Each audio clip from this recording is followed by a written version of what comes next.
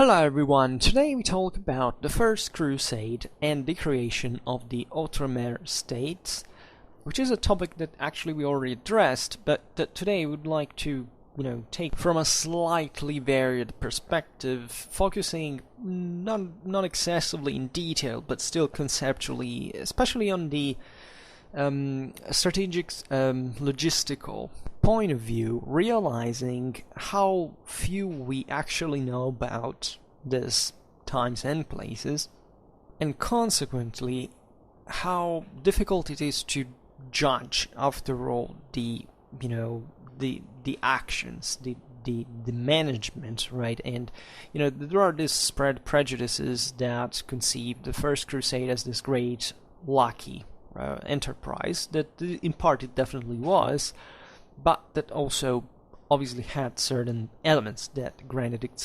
success, and also this kind of defeatism revolving around the fate, the ultimate destiny of the Outremer states, by saying, oh no, these were doomed fundamentally, right? They would have fallen anyway, sooner or later, right? And today we don't even analyze specifically this, especially the latter aspect, but definitely one day we should expand on it, because there are, in my opinion, many aspects about the Crusader states that have been maybe overlooked in perspective, right? Not much in themselves, because we know what we know, and there is not, unfortunately, so much to add.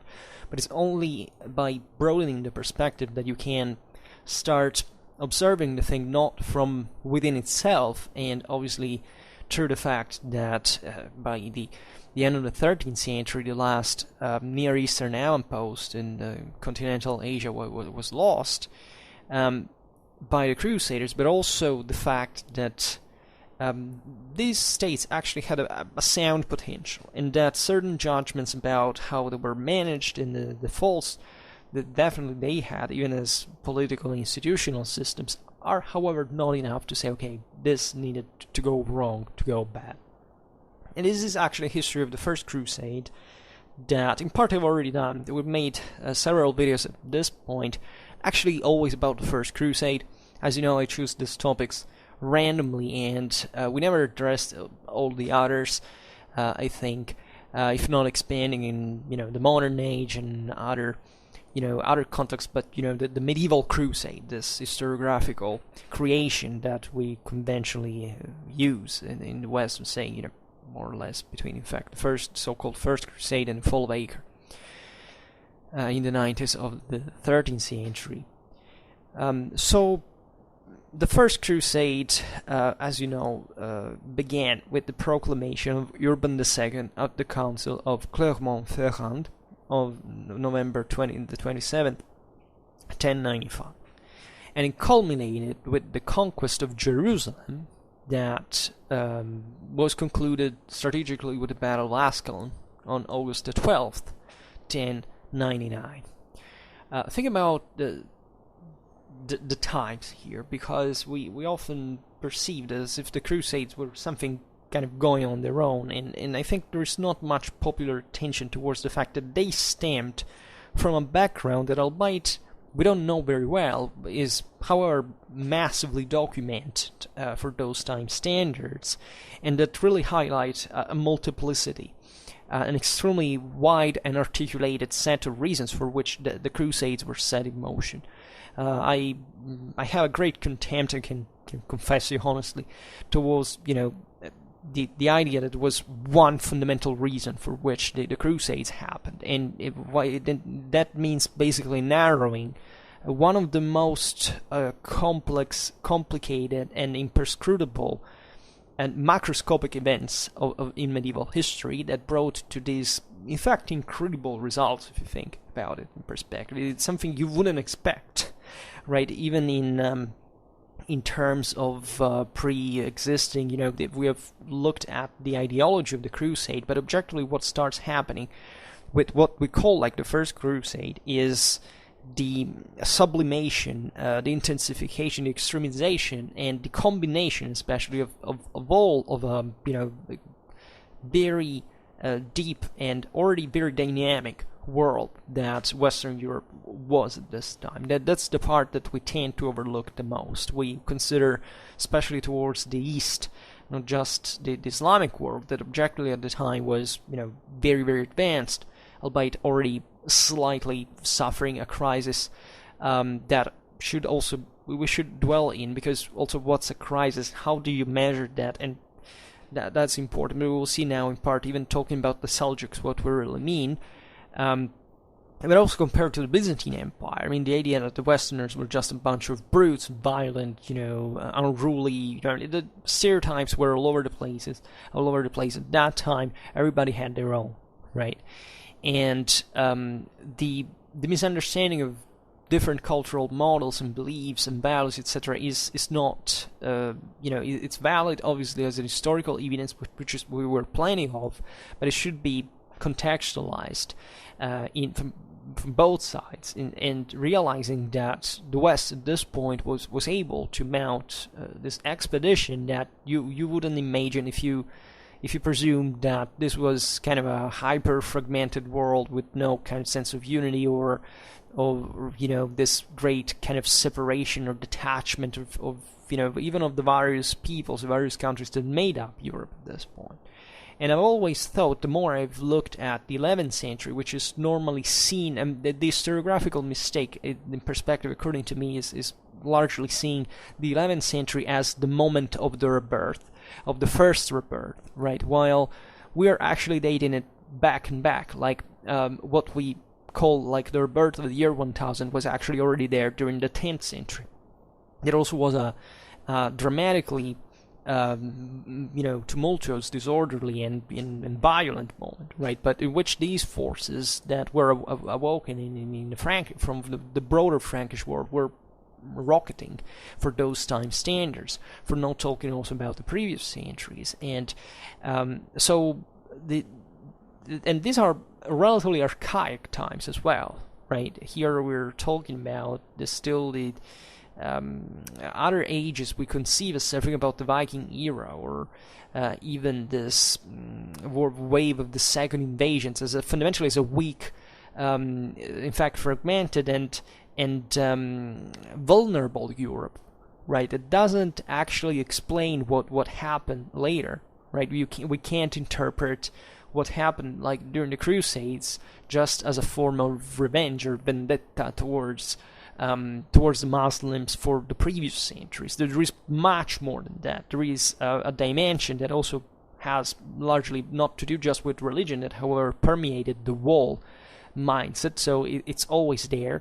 I'm also actually against other definitions of this Crusades, because they evidently had a great deal of religious motivation and driving and idealization, conceptualization, much of which actually was also built later, right? Don't think that the Crusades at this time were even named like it. This is a term that starts occurring during the 13th century. We don't even know for real what was told or thought at the Council of Clermont, actually. It's been written by later sources. So it's a very obscure time, historiographically speaking, for this times and places. In fact, actually, we're even lucky because we know more than the average.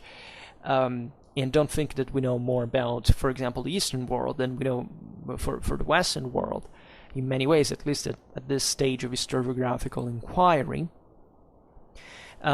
But, for example, I don't buy the concept of religious war applicated exclusively to the Crusade or other specific confessional clashes, right? This is an historiographical name, and I'm perfectly fine stressing, and I've made countless videos addressing the religious, deep, strong, and very evident motivation, religious motivations of the Crusades, but also, yeah, they were kind of more religious in character than others, but, every single war at the time was done in the name of religion. Like, you don't find not even a single people on earth that didn't do it for that reason. So the fact that we have interiorized so much from essentially an Enlightenment perspective, the fact that the Crusades all of a sudden were this just religious reawakening without considering with why this happened as a set of other sources. Like it's kind of naive, and it's still bought largely in many other situations. And we call crusades this ones, but we rarely call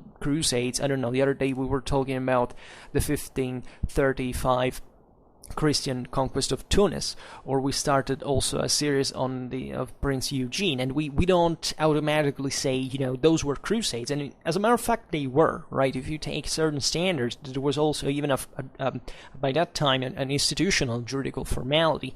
So I'm not against the I'm actually against the concept of any adjective that you can give to war, right?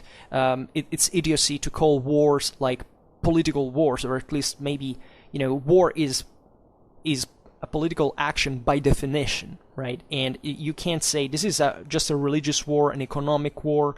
No, wars are a set of an enormously complicated set of reasons, of causes, and why attaching semantically, conceptually, ideologically the idea that the First Crusade now was a war of religion, and then all the other wars that were happening here around, with people constantly devoting themselves to the to God, even when fighting against other co-religionaries that were for that case excommunicated or demonized in other ways, is not a crusade. How many crusades were fought actually within Christians, that not just the Albigensian one or the one of sometimes even in the Baltic states were directed against people who had already converted to Christianity, but also in, I don't know, I wrote a master thesis. It's also, I don't say which it is because one day I want to expand it more in detail, but that was a clash between two major Middle European countries, and we don't recall it as a crusade. We hardly recall it at all, in spite it was one of the most important events in the 13th century. That was a crusade, but on history books you don't read that was a crusade, or that it was a religious war. So what is that makes something more or less religious? Surely religion is not the decisive, that is 50% plus one reason why these expeditions were launched. That has nothing to do with the actual importance that religion had in this.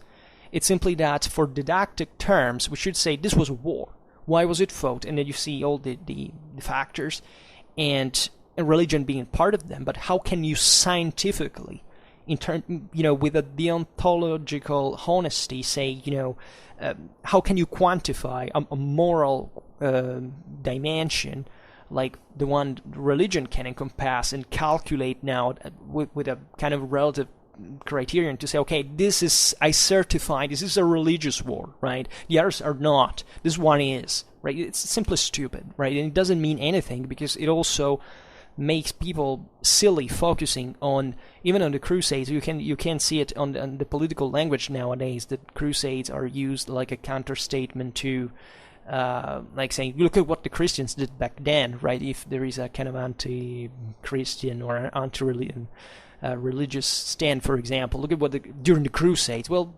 that's what the Christians and the Muslims did, not just during the Crusades. They were doing it all the time, right? Before and after. And what's strange, by the way, I mean, don't you realize what the world was at that time by default? Right, and I feel that if you don't start from these premises, actually you can't go very far in looking at these events, right? But there is one aspect of the First Crusade that is evidently, correct, I presume, at least for me, historically speaking, and we can agree on, that is that it's debatable, of course, but it was, in many ways, the most clamorous enterprise of the feudal era, right? It's debatable. You may say this is not actually true, but if you consider, as we were saying before, even the prodromes of this all and what eventually happened, this was a remarkable event, and it marked definitely even a lot in the history of Western mindset, even if we can't actually see now precisely anymore because it would be blurry. In fact, we don't have much of the sources at the same time to witness this, but we can definitely see how the history of Europe was changed for this reason. There are historians, even of great depth, that stress instead that the Crusades were after all not so this great importance, that they didn't bring anything specifically new, that peaches were the only things that basically Europe got from Crusades. Also, there is another side, maybe exceeds on saying that basically Europe took a lot. It was as if it was civilized by the contact with the Crusades, which I think is another excess. I think there was a much greater homogeneity and symmetry that can be presumed. I made some videos about this, especially in equestrian culture, military culture, let's say, even looking at certain aspects of military technology and how much, the Crusaders were allegedly backwards compared to the East. I personally have great doubts, and also in other fields of, in general, European warfare. I see that historiographically speaking, we're basically beginning to debunk a lot of this, that a lot of things that we thought were actually a Crusader import in terms of military technology and wisdom, etc., were already being pioneered in Europe within the same years. And in fact, it's a mistake in the first place to consider that Europe came out of darkness to meet unexpectedly the East all of a sudden and being overwhelmed by it. That is not to say to downsize the enormous, and I stress here, enormous impact that the Hellenic and Islamic works had at this point on European culture. On Western European culture. Of course, the Byzantines were, Westerners in their own kind. They fit in, but this sense that there was definitely a great enrichment that came, however, not just because of the Crusade, right? Europe is by itself with a step in the Mediterranean by constitution, right? By essence, we can say, and it's always been especially at this point, the Mediterranean Europe is by far the most advanced of the continent, and all the waves of knowledge and innovation and intellectual ferments here are deriving from this area. They have already encompassed in the previous centuries areas such as Gaul, for example, with the Frankish world that has this immense expansion. The rest of Europe, of the north, also of the east, is following this, right? It's the northern Europe naturally was backwards, but it was growing at much faster pace in proportion than paradoxically than the south during the Middle Ages, right? During the medieval millennium, the progress of northern Europe is astonishing, right? It is something that is you find I don't know it in any other historical context, basically, to parallel for given what were the original conditions of the places. And the impression that we get pretty clearly from the sources of the time, actually from the same participants that to the First Crusade, were really the dimensions of this success. Like, we have a clear understanding of the fact that the conquest of Jerusalem, but even the previous accomplishments before its conquest in 1099 were seen as something amazing, astonishing, right? They were realized deeply in Western Europe. For example, Anselm of Ribemont wrote to the Archbishop of Reims, Manasseh, at the end of November 1097, when the siege of Antioch had just begun, and that it was the most important city that just Jerusalem will top eventually within the Crusader conquests. Quote, "We know for certain that we have conquered for the Lord more than 200 cities and castles. Thanked be our Mother, the Western Church, for having generated men that have rendered her name so glorious and that have helped the Eastern Church in such a marvelous way." Right? This is a great statement that realizes, first of all, the dimensions we were talking about in this achievement. Secondly, the fact that there was a unity in Western Europe within the Roman Church.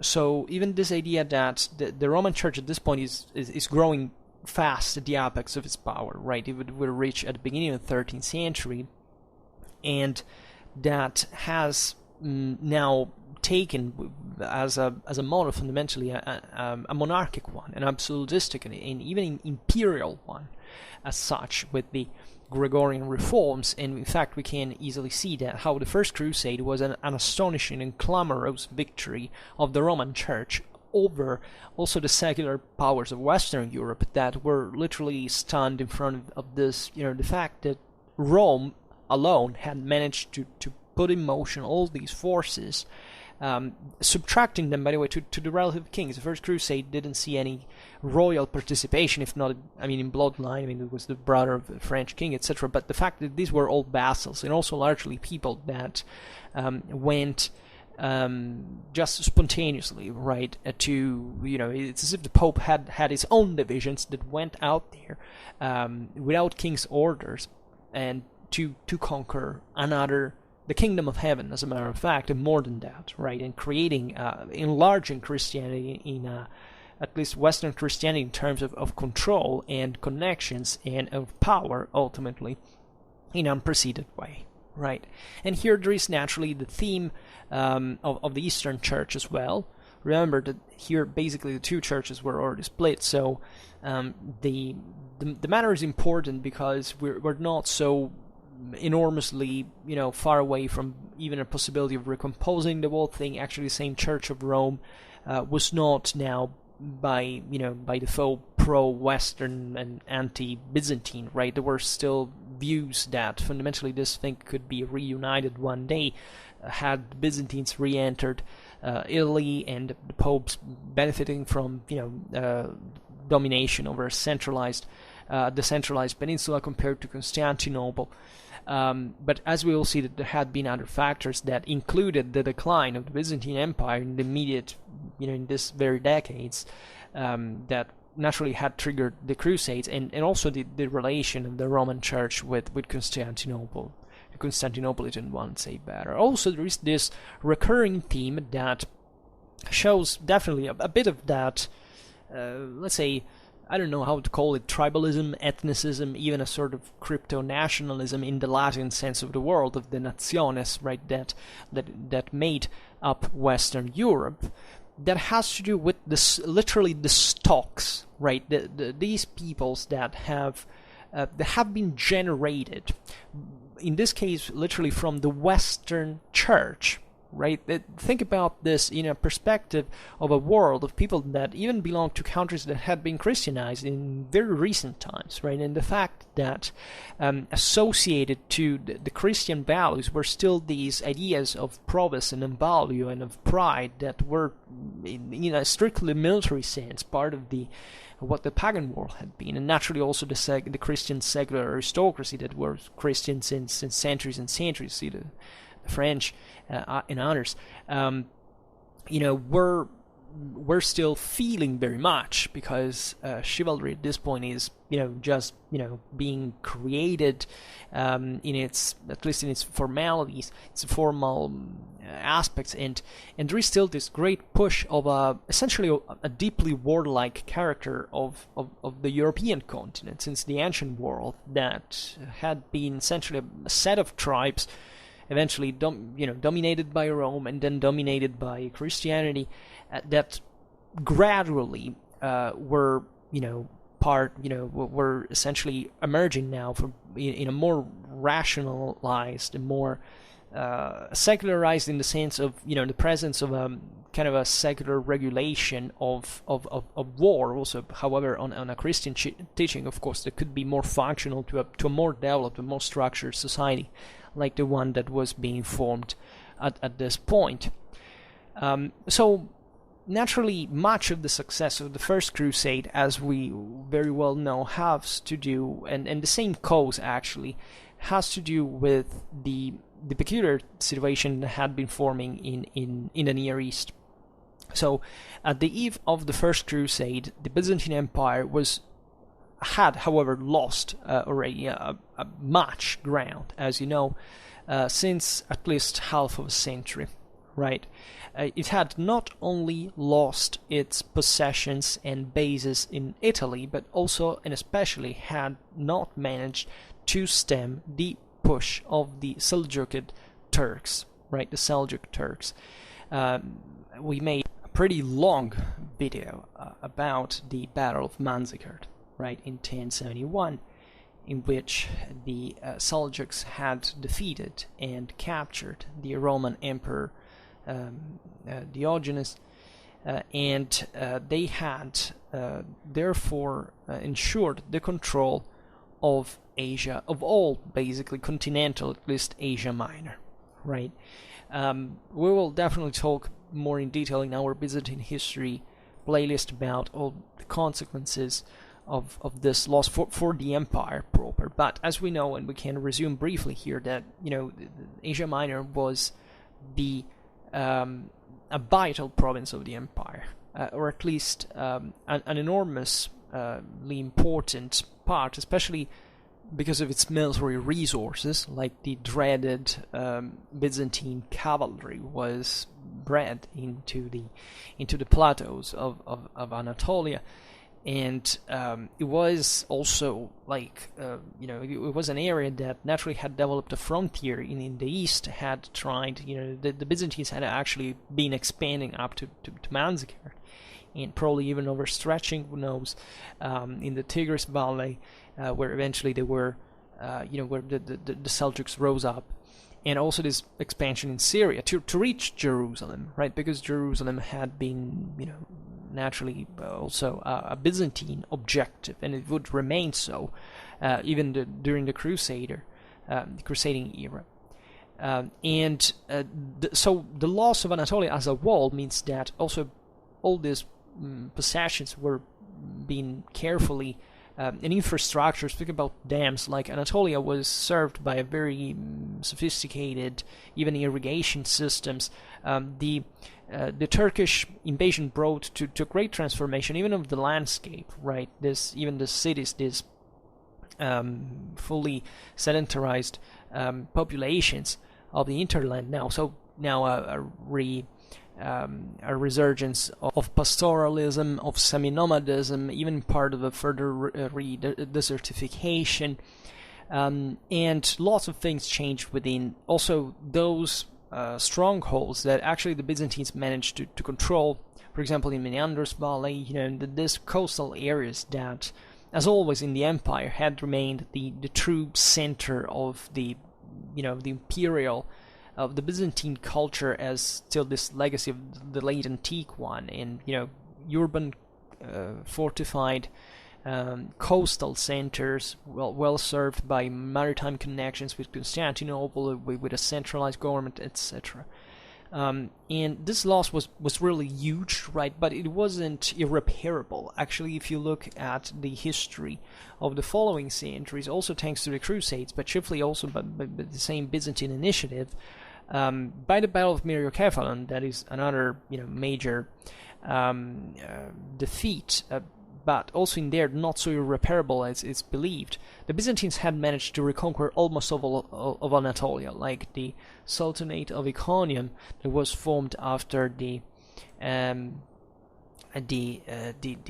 defeat of the swarming of the Turks and other populations, by the way, within the imperial borders. Think about the Kurds were already doing that from even before. Like these frontiers were always very permeable, right? But it was being surrounded. Like the Byzantines were managing to reacquire also even in the hinterland. Strategically speaking, it was also a very important reason, not much because of this lands that had in part impoverished, but because of reestablishing, for example, the inter-Anatolian connections between the various coastal cities that would otherwise surge if the internal routes were blocked by the Turks, to expand their maritime influence and tie themselves with powers that were more far from the empire, and therefore autonomizing themselves in an anti-centralistic policy. So the whole thing was very important, and yet Manzikert was not definitely a decisive or mortal blow to the empire, as it's being described, right? And there would be a lot to say further, but the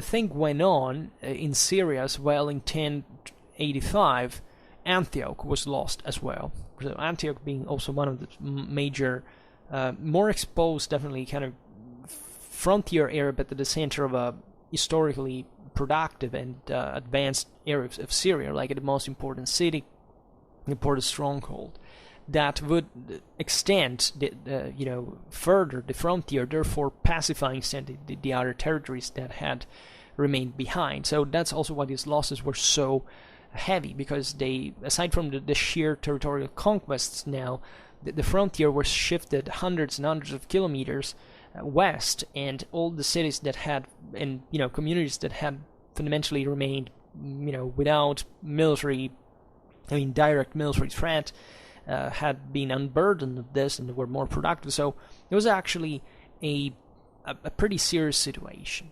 And since 1081, the new Byzantine Emperor Alexius I Comnenus, right, it was a very capable and far-sighting, definitely one of the greatest emperors in Byzantine history, made this. He was a very energetic individual, and made this great effort of protecting Constantinople by many threats. There was even an attempted Turkish landing in the Balkans, and eventually he started the reconquest of Asia Minor and of northern Syria. And just to tell how not completely catastrophic the defeat of Manzikert actually was, actually the Byzantine state didn't lack this time yet financial resources. It was still a system that taken a very hard blow, but was still, sounding on its feet. And at this point, by the way, the Turks were, in a few times, wouldn't even be the major threat. Actually, the major enemy of the empire at this point are the Siculo-Normans, right, from southern Italy. And the loss of Italy, even in here, is dramatic. We can't talk now about the Norman conquest of southern Italy. We will have to do it, but the loss of this Western Mediterranean dimension was also a great and serious threat, right? But definitely the Normans were much more dangerous for Constantinople than the Turks at this point. Also because, as we'll see now, the Turkish advance slowed down, and it kind of fragmented itself, and separated itself into various smaller branches, and the Seljuk world was very extended nominally, but it was dramatically pulverized, was fragmented, and not very different from feudal Europe in this regard. But the current financial situation of the Byzantine Empire couldn't, remedy on the short run for the reconstruction of an army, right? The Byzantines were not in the condition of launching a reasonable counteroffensive to now reconquer Anatolia in one blow, right? They simply didn't have an army, an experienced, structured and committable army to that front to achieve it. So one of the easiest ways actually to contain especially the Turkish advance in that ground was to make recourse to mercenaries. In the video on the Battle of Manzikert, we have seen, and we have explained many times, also with other videos, how the Western knights, the Frankish knights, were actually present in the Near East, like since centuries, we can say, right? The Westerners didn't arrive for the first time in Syria and Jerusalem for centuries, just during the First Crusade. These were areas that had been, wandered by Frankish knights since centuries, right? The Byzantines used them. The same Muslims actually used Frankish mercenaries. It was, as always, plenty of Christian troops in Muslim armies and Muslim troops in Christian armies. And also, they had already been fighting for the Byzantine Empire in Armenia at Manzikert and elsewhere, right, in the Mediterranean. This was true also of the last, Vikings, so much. We think about Harald Hardrada, for example, and all of these people that came from, in fact, all over Europe, and were already pretty experienced about what the Mediterranean was, right? Fighting literally, Harald Hardrada basically fought in every single Byzantine theater of war in the Mediterranean, in Crete, in Sicily, and it was therefore, normal for Westerners at this point to think at the scale of those horizons. Never think that the Middle Ages were a time in which, people just thought about their own tiny stinky village, and they didn't know about anything, right? Everybody was ignorant. No, these people actually were in constant contact. Of course, the peasant thought only about work, but the nobleman, the hierarchies, the public authority were knowing continuously and obviously all that what was happening in this world.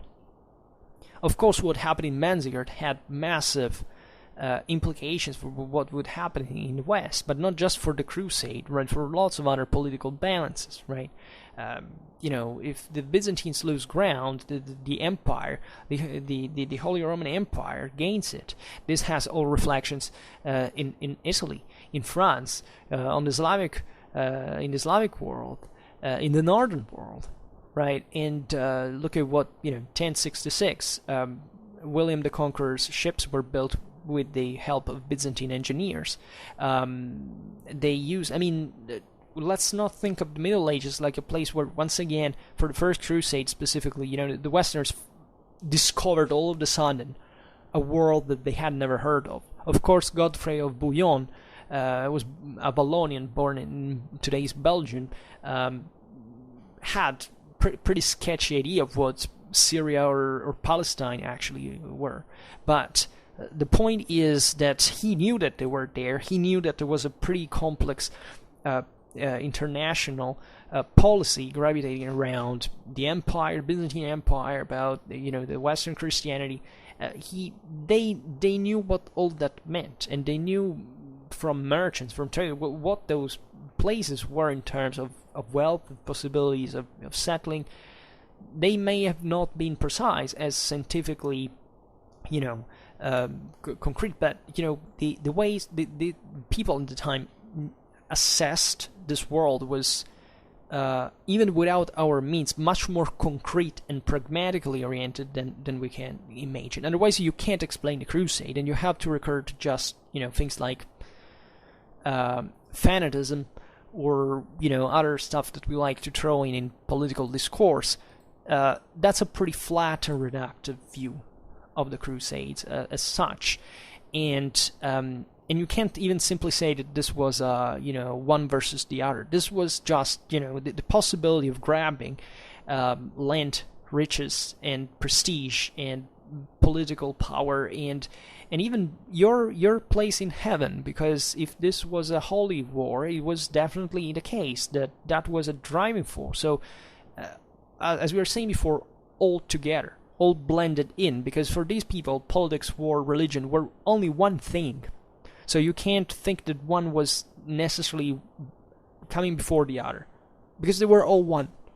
The same goes for the Muslims, right? And also that their enormous diversity, right? Don't think that the Islamization of the Near East brought to a kind of unity of, the Islamic world was much more diverse and articulated and multi-ethnic and fragmented than actually the Western world.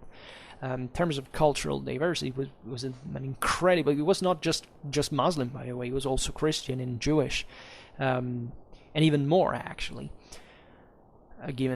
Think about the Turks, that were originally pagan, eventually converted to Islam. But aside from this, it was as a factor, of course, of the First Crusade, we addressed naturally the Byzantine demand to the West for help, right? But in the view of the Byzantines, this help had to concretize simply in letting more knights go to the east under the Byzantine banners, right? The Byzantines were aware that this were, the average Western knight naturally had its own, driving motives, kind of marauding one and loot and caching and all this stuff.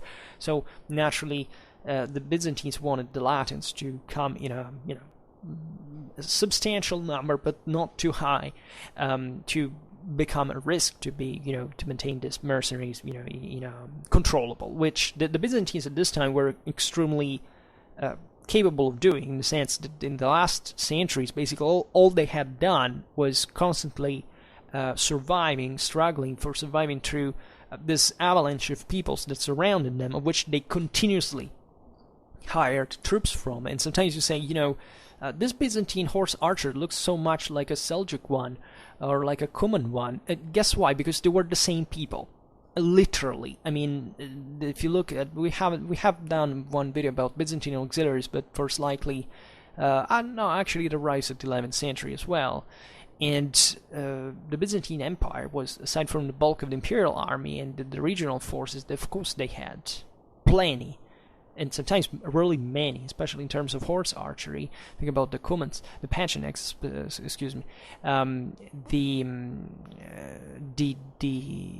the huge numbers, actually. So the fact, by the way, that the Westerners had been hired as well meant something in terms of their quality, and the fact that Western tactics, as we're developing this ultra heavy cavalry and this especially highly collectively trained cavalry, were looked upon with great admiration, both by the Byzantines and actually the Muslims, because everybody said, yes, these Westerners are rough, they're barbarians, they are unruly, they don't respect authority, they're violent, drunk nerds, they're rough, they're ignorant, especially. But when they charge with those all together, with those thickly packed formation, those are the greatest, the most courageous possibly. This is a stereotype that dates back to the 6th century Strategicon, when the author was talking about the blonde-haired peoples, right? Saying that, as if that they rode into battle as if they were the only people not to feel fear, right, in the world. And this spirit definitely had lived on. It wasn't even such a long time before these times. So the political control remaining for the Byzantines vital, though, and you can imagine, and there is a lot of digressions. Actually, the Byzantines were completely incapable, and legitimately so, to understand the concept of crusade. I mean, when they saw an army of Latins coming, at the order of the Pope, of a bishop, that's how. Aside from, of course, the Byzantines realized that the Roman Pope was not just one bishop like the others, but that in the Byzantine world, bishops do not send secular lords to fight. The emperor in the Byzantine Empire rules, and the church stays under, right? And what's this thing? Indicting a holy war? Can a bishop do this? It's against every every law. You can't do that, right? And when they saw what was happening now, this enormous armies we will see that was coming to Constantinople, and driven and motivated and fanatic and aggressive and definitely suspicious of the same Byzantines, led by the West. This was a mind-blowing reality, and there was a cultural limit in here that also probably aided on the long run to the Westerners to take over, even over the Byzantine models that were, to me, they were flexible enough till the end. But there was definitely a struggle within the empire to even kind of Westernize. In part, look at Emmanuel I Comnenus, that probably got pretty right that at that point, especially after the Pronoia system had taken over, and that it was kind of a quasi-feudal world. You just needed an extra touch to become fundamentally a fully feudal one. It was maybe better to continue that way rather than on continuing this bulky, kind of centralized bureaucratic model that, once Constantinople fell, brought to the collapse of the entire system. but that's another story. But it still happened due to a crusade, to Fourth Crusade. So in perspective, these views are also, let's see how the Westerners were also underestimated at some point. And oh my god, there would be so much to tell more, but I can't digress too much because the video is very long already by itself. So passing from the third protagonist, let's say the Seljuk Turks, right, from their own side, also came from a very different background in many ways. Of course, they had in common much in terms of chivalry with the Westerners, probably also more than the Arabs had, because of course they were an equestrian culture, highly feudalized and Persianized at this point. And they obtained their greatest success under Alp-Arslan, of course, the winner Manzikert, 1065, 1072, and Malik Shah, 1072, 1092. However, it should be observed that in the very years in which the crusade was launched, actually the Seljuk power had already not just faded compared to the major wave, but also even contracted, right?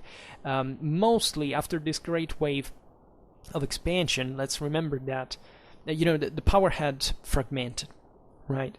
For many reasons. First of all, even at the battle of Manzikert, considered that the formation of the Sultanate of Rome in the heart of the Anatolian Peninsula was, like the westernmost, the furthermost region, province of effectively a Persian power, like the Turkic, the Seljuk one was, right? Because it was Iran centered at that point, and already the Battle of Manzikert had been fought in this composite strategic picture in which the Seljuks and the Byzantines were battling over Syria, and also the Byzantines trying to pass the Tigris Valley from Armenia, and that's where but they were basically outstretching respectively the western and the eastern borders in that regard. So the Seljuk advance, could have achieved this major blow with all these wave of peoples. There weren't just Turks, right? There were lots of other populations from all the Caucasus and the Near East that poured in to fill the ranks of the Sultanate of Rome. That was always also considered a sort of less noble one, like at least in the theory is that the Anatolian world from the Islamic perspective is the era of the heretics in many ways, not as much as the Maghreb, but when the mountains begin, there are all these heretic sects that had taken refuge there from the times of the first Umayyad persecutions. They were mixed with lots of other people. They were obviously closer to the Christian and to the Western world as a whole, and this Pontic dimension and the Caucasian one. So it was something on its own. Right, it's as far as also when Tamerlane invaded Anatolia. Like, it was not to stay, right? It was a frontier area, and overall, the power of the Seljuks was some sort of vassalatic in nature. So there was no way to centralize. You look at this huge Seljuk empire on paper, on the map, but it was just not more centralized than what Western Europe actually was, right? It was just a nominal power. Every local lord basically did whatever they liked. There was discontinuity in the Seljuk dynasty as such, but overall, this world fragmented as quickly as it had expanded.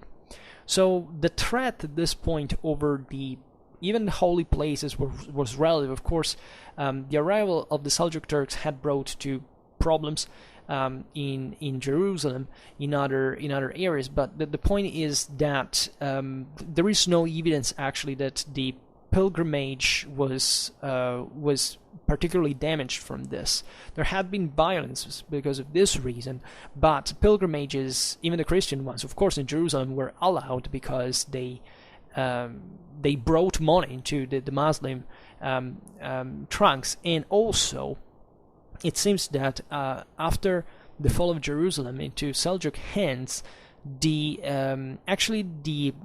pilgrimages to the Holy Land had become better organized. Like even phenomena like, for example, the Norman conquest of southern Italy. Well, that happened because these Norman contractors that were hired to escort pilgrims to the Holy Land, that were much more communitarian and much less episodic, much more structured than before. So this world never think that the Muslim world, the Muslim invasions had cut off contacts. It was full of Christians in the Muslim world, and it was full of trade at this point. Look at what the Italians were doing. Look at what the Jews had been doing in the centuries before. There was an intense traffic between Christians and Muslims. It had always been like that. So this enormous threat of Seljuk invasion, actually by the 90s of the 11th century, had sensibly weakened, right? And the situation had somewhat even stabilized. But this is exactly from this balance that the Crusaders took advantage, right? In that allowed them to enter this fragmented world. So as far concerning the Turks, since we talk about military history in general, we know what their principal military quality was mobility, right? They were lighter on average than the Western Knights. They had actually their own, of course, very heavy cavalry, but it was like all these peoples of the steppes, kind of an elite. Of course, being Persianized in also in more a sedentary character. But consider that the Seljuk armies were filled with waves of peoples coming from Central Asia that were not even Muslim at this point, were still pagan, and that kept pouring in this war. This is a characteristics of the Muslim world during the Middle Ages. Is this constant, continuous. I mean, since Muhammad, that had always been the same. A constant injection of peoples coming from literally everywhere. And it's stressed literally everywhere. I mean, it doesn't mean that the Turks had become the most prominent, but they came from everywhere, from the Caucasus, a lot of them, even from Europe, from Africa, northern and central Africa, from all these broader surroundings that were used essentially to fuel the clienteles of these lords that eventually would settle their troops down and lose control of them because of this kind of vassalic thing, and bringing in other slaves that were eventually fighting for this lord and being settled again, and freed all in the process, naturally becoming also Muslim. And it's a very the Islamic world was very unstable from a political point of view, also because of certain strictly cultural reasons. There is a greater distrust in Islam towards constituted authority, earthly authority at least, than in the Christian world, that instead is much more supportive of secular power. But this constant wave of peoples naturally that came from the steppes, brought in this swarms of lightly armed horsemen that naturally fought with this hit and run tactics of horse archery, right? And they, on average, you can think naturally the Muslim armies being slightly lighter overall in terms of armoredness than the Christian ones. Probably there wasn't this huge difference as we think. We made at least a pair of videos on the Turcopoles and other troops that were employed by the Crusaders, not just other actual Muslims in the Crusader armies that fought in the same way, also because they were same Turks, right?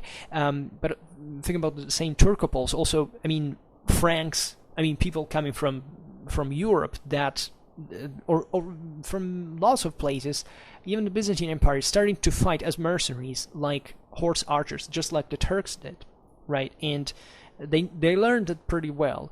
So on average, yes, the Westerners had the highest average number of heavy cavalry there, but still there was a mutual, first of all, war is the greater hybridizer in general military cultures, but also, I mean, the Crusaders lived in the Near East, so of course they learned even how to fight by sheer necessity, and especially let's never think that a Western knight during these times in Europe didn't know how to fight on horseback with a bow, because that's just silly, because that's what these guys did all the time in peacetime, during hunting and in other situations, right? And the fact that they preferred the melee shock charge is just that was more effective because they had the means to do it, so it was more convenient to do it on a regular base.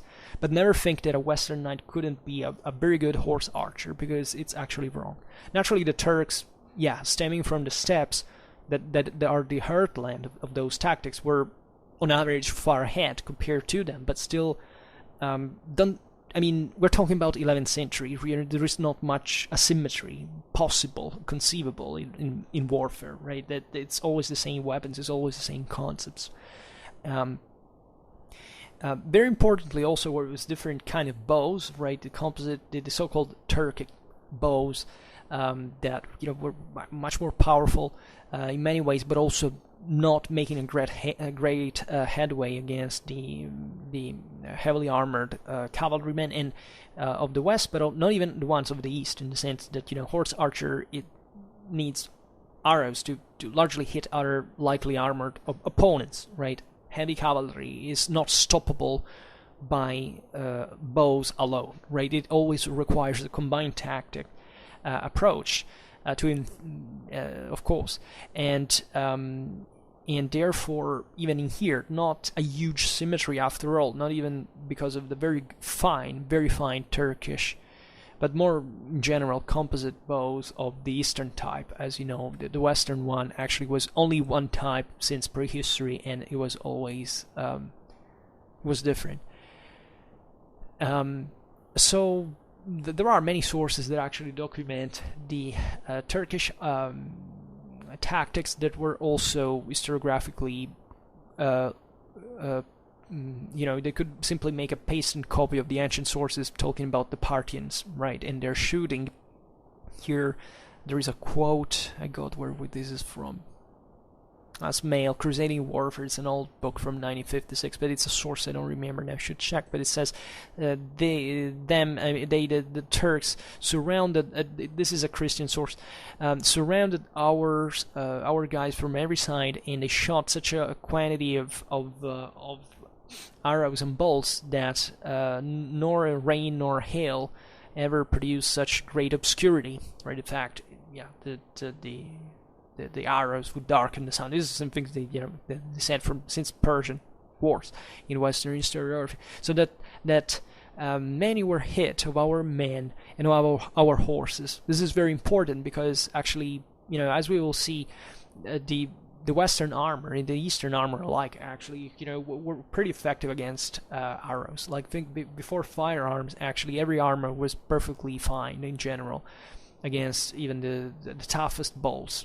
Right, and so you could find literally in battlefields like the one of Dorylium, of Ascalon, etc. This Crusader knights, like punch and with these arrows stuck in their armor, but completely keep on fighting because of the mail and gambison and everything, they were well protected. But the horses, largely at this time, were unarmored.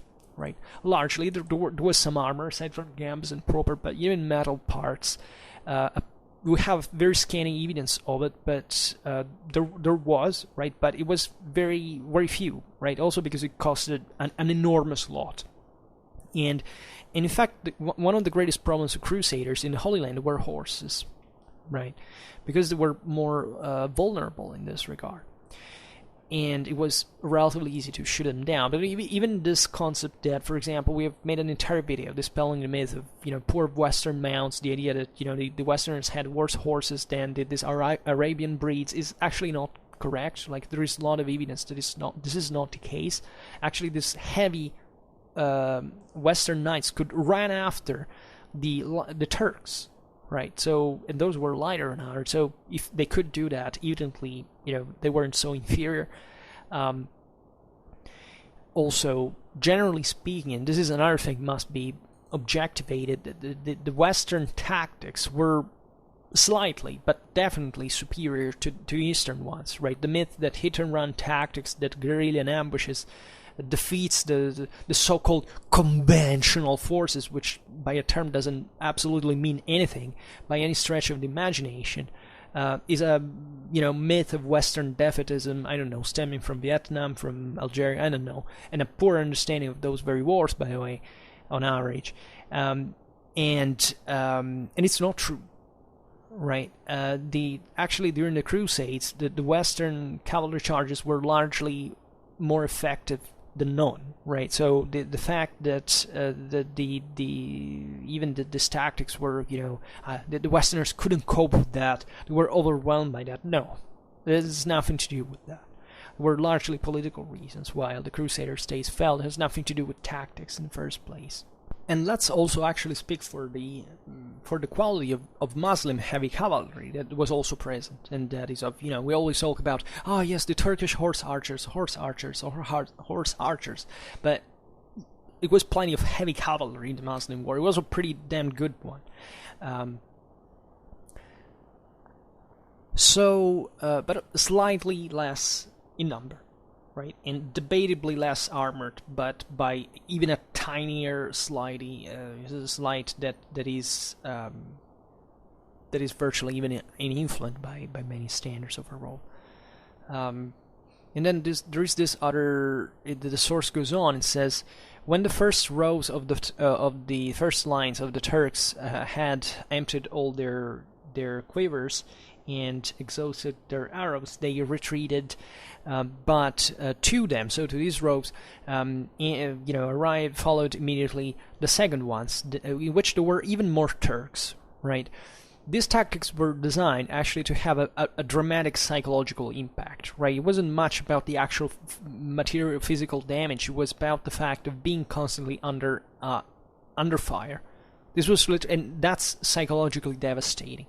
You don't need to kill the enemy, you just need to make him break, and then you can chop him down.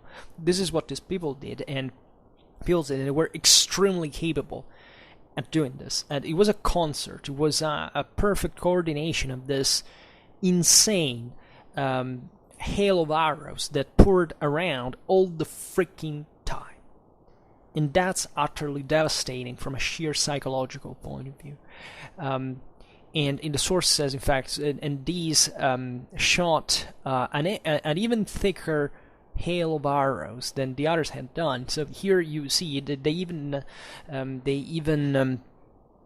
we don't know actually, that it might have been simply a larger formation, but I mean they probably calculated this psychological effect, right? There was also a way of testing the enemy, right? It was not just about softening up, but also see, let's see how much resist, how much we can wear them down.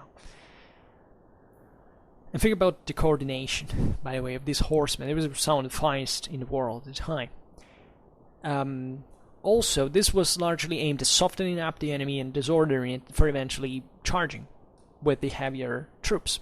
Here this other source says, the Turks saw that our men and our horses were in great part wounded and despaired in some way, and therefore they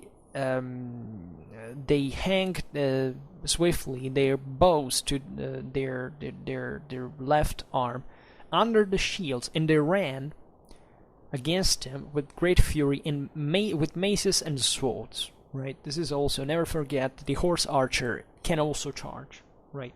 Ideally not. In the sense that those are kind of the lightest troop is the least likely to be engaged in combat. But the idea is that there's always a sort of middle ground, and definitely also the heavier troops that were often, in a separated unit that would charge in the process. And this thing went on, right? There were multiple charges over time. They were extenuating, but these whole armies were functionalized in this hit and run, and they were naturally much more agile than the Westerners that didn't carry out this tactics, if not with this local troops that had hired or trained, but the greater, if you look at the Crusader battles, this was largely just of auxiliary function, right? That the major bulks were heavy cavalry and infantry of kind of heavy type. as well, stopping infantry, let's put it in this way, to just resist this wave, and then launching this final charge that usually broke, in fact, into the enemy lines that in the process got exhausted. By the way, also the Westerners, of course, were plenty of crossbowmen, some of the finest in the Mediterranean at that time. And also, let's consider one factor is that the Byzantines mastered these tactics as well, because as we've seen before, they were literally the same people sometimes. There were these peoples all coming from the Eurasian steppes in service of Constantinople, and the same Byzantines were trained after them. So, of course, when the Crusade was launched, the Byzantines had, warned the Crusaders about these tactics. But it's even, anecdotal in the sense that, of course, in the West they knew more or less how the Turks fought. The problem is, of course, then the first time you actually fight against them, it's different from the theoretical expectation, right? In fact, of course, some Crusaders had fought in Spain and in Sicily against the Muslims, and they knew actually what somewhat similar tactics were about, like the North African. The troops actually fought in similar ways, much more javeliners than horse archers, but there was consistent influence also from the Middle East in Spain, in Sicily. You can easily see it from the military techniques, the panoplies, etc. So they were, like, the Western Knights probably didn't meet something radically, surprising them out of the blue, right? And after all, the tactics were similar, even in the West.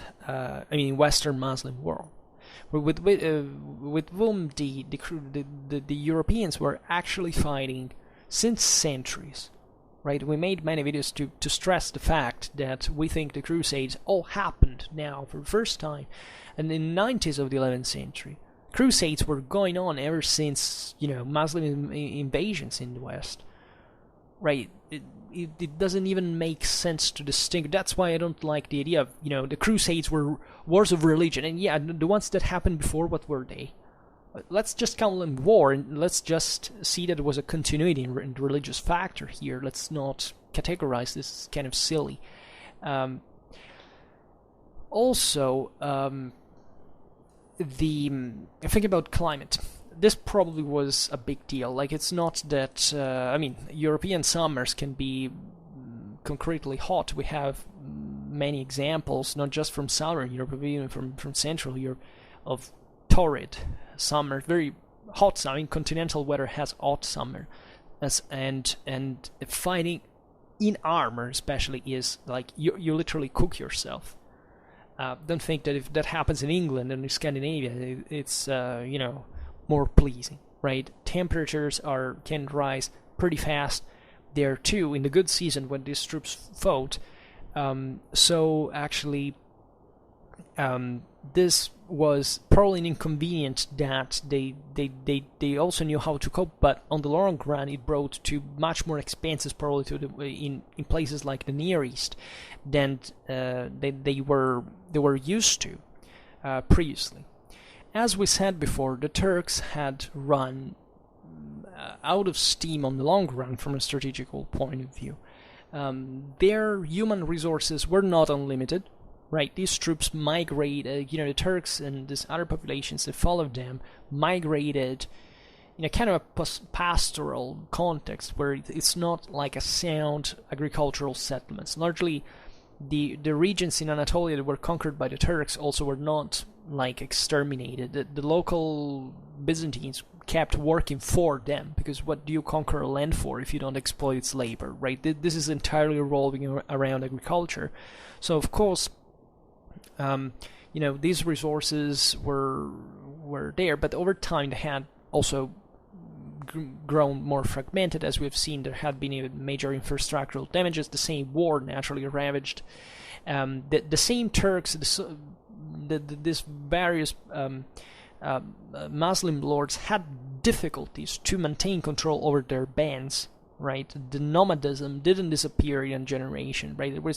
There were people that were fundamentally used to just live on the run, raiding and pillaging, and you can't use them to conquer one place and to besiege. I mean, to let's say to capture a stronghold and settle there, become the local lord. But these guys, either you pay them, which there are not many resources now for permanent long-run held armies, or you just let them go, and these become monarchies and just they destroy all around, right? So this is a problem, and the same Seljuks didn't have unlimited human resources.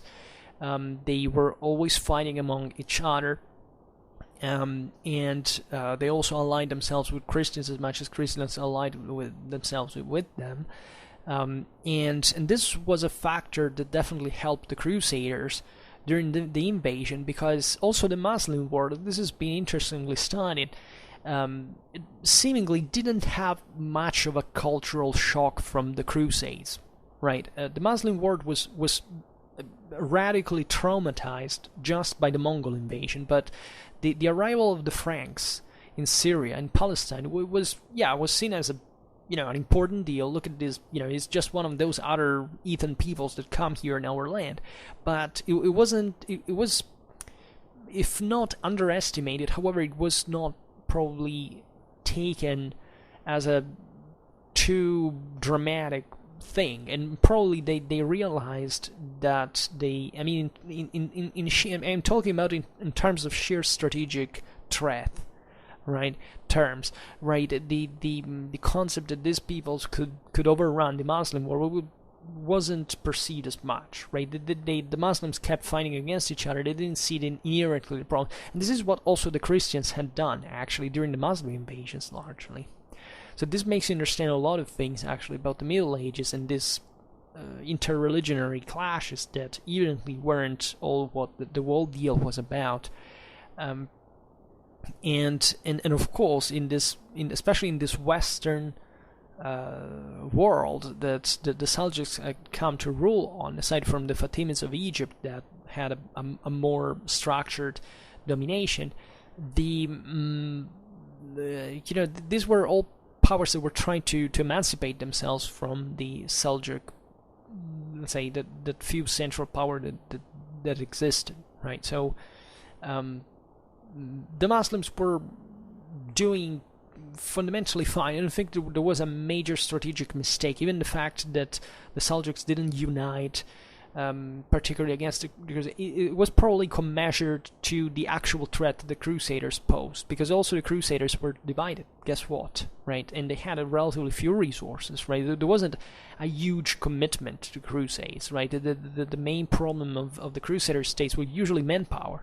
Right, the European youth, the noblemen actually went to fight for a season in the Near East. Then they came back in Europe. They had absolved their votes. They won their prize to heaven, and those who remained there were just fighting against, we can't say overwhelmingly superior Muslim numbers, because that's also kind of a stereotypic idea, right? But so let's simply realize that we're talking once again about the High Middle Ages, right? These are not systems that can achieve enormous results out of the blue, and that's why the First Crusade was so astonishing, because it actually achieved it because of a combination of these factors. Also, we don't truly know what were the properly political objectives of Urban II, right? What was the deal there? We don't really know. Like, did he want just the freedom of the Via Hierosolimitana, right, the way to Jerusalem, or did the papacy want to retake actually the land of Israel that, as the popes pretty well knew, had also been part of the Roman Empire? If you look at the reforming papacy ideology, was a constant re-intensification and refocusing on the imperial concept and on the Jewish concept, right? The idea that Jerusalem was also in the Christian world, the idea of the center of the world, right? If you are a Christian European at this time, the center of the world for you is Jerusalem, even just in a kind of a cosmological sense, Rome was actually overwhelmingly more important and famous and appreciated than all the other Christian centers by far, right? There are lots of travelers, like, I don't know, it was a 13th century Icelandic one who was traveling to Jerusalem, and when he passes to Rome, makes this enormous description, all the beauties of Rome, and this monuments and this thing. Then he arrives to Jerusalem and saying, okay, yeah, there is this and that, but let's not exaggerate, right? But for the Pope, it was an enormous deal to stress the continuity of the Roman and Israelitic legacy of the Christian world. Right, this was part of the in fact the monarchy and the monarchic and universalistic and kind of bureaucratic and centralizing authoritative plan of the reforming papacy that we made actually lots of videos on. If you go in the medieval Christianity playlist, you can find all of that without repeating it today. Also, let's consider another aspect of this story, is that, of course, the papacy had left all the European monarchs speechless, because it had basically moved an army on its own without passing through the major secular authorities out there, right? But the point is that the Crusader armies were not papal armies proper, right? There was definitely a deep connection. Think about the spiritual and political authority of the papal legate Aymar de Montaigne, bishop of the Puy, that with the help of the Count of Toulouse, Raymond the Fifth of Saint-Gilles, this 50 expert and devoted 50 years old, that he intended to, as a pope, to reunite an army of thousands of milites, of knights, right, of experimented valor, all volunteers, right, recruited principally in the south of France, right. He hoped that this body of expeditionists, similarly in composition to the one that 30 years before William, Duke of Normandy, had guided to the conquest of England, would have received the logistical support and reinforcement of the Byzantine troops. This was the original papal plan, right, to mainly move a southern French, an Occitan army under its own guidance to be supported by the Byzantines to eventually reach Jerusalem. And in this regard, you realize that the First Crusade went out of hand, even for the Pope himself, right, as evidently the army of God was very differently composed at the end of the day. It's also fascinating how, of course, the centrality of the knight now is everything, right? Already at the end of the 11th century, of course. This is an army of knights that was the Pope wanted to conquer the Holy Land with. That it's a pretty concrete political and military assessment, right? This is not the First Crusade that, spontaneously, fueled itself. This great call of Christianity was not like, an idealistic, it was a propagandistic ideal, right? But the same Pope wanted pretty clearly to send in the military professionals to achieve this, because that's, guess what, one of the major political authorities, actually spiritual authorities, but it's also political authority of the world at the time, knows, right, in a non-idealistic sense, but it was still more confined. And this is striking about the First Crusade, is that how much enthusiasm it rose, and how much actually had reasons to participate, right?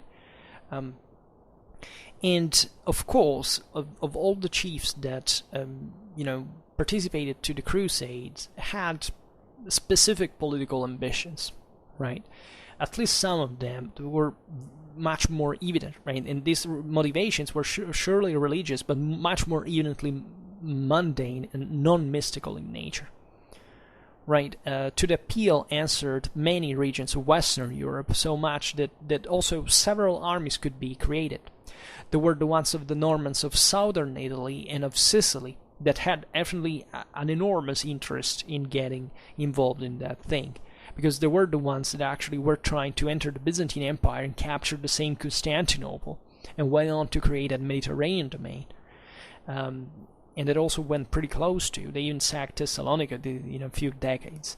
Then there was the northern French one that comprehended Robert Courteuse, Duke of Normandy, Stephen, Count of Blois, and Robert II, Count of Flanders.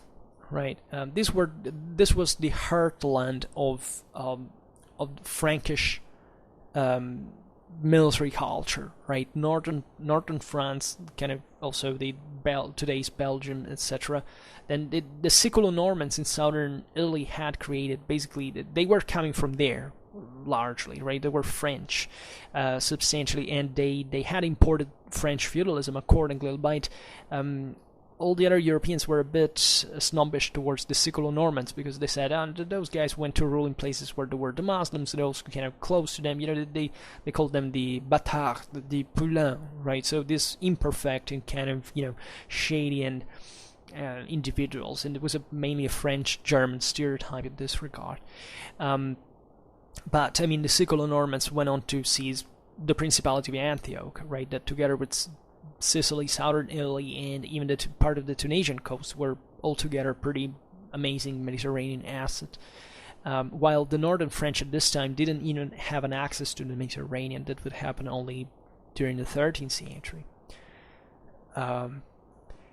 But still, this northern French contingent was the most important. In fact, the one that went on to actually seize most of the... Godfrey Bouillon was the one that became king of Jerusalem. So they were the ones that paradoxically, had probably more resources in this sense, even just from moral point of view, especially, and went on to create a kingdom ex novo in the Near East. And in fact, Godfrey of Bouillon had an army specifically in its own, the so-called Lorrainese one, right? Because there weren't just French and Walloons, but there were also Flemish and Germans, right? To which can be also attached the small group of Hugues the Great, the Count of Vermandois, that was actually brother of Philip I, King of France himself. So, yeah, of course, every sovereign at this point wanted, at this point that they couldn't, for several reasons, some to participate in the crusade, but they already realized that the presence, at least, of certain trustees, in this case, family members, royalty could be, was a necessity to enter in that enterprise. It's also a matter of name, right? Who has the guts to go there, right? It was a matter of, a chivalric mentality that also was pretty, entrepreneurially minded like that one. It was a very seductive bet, right?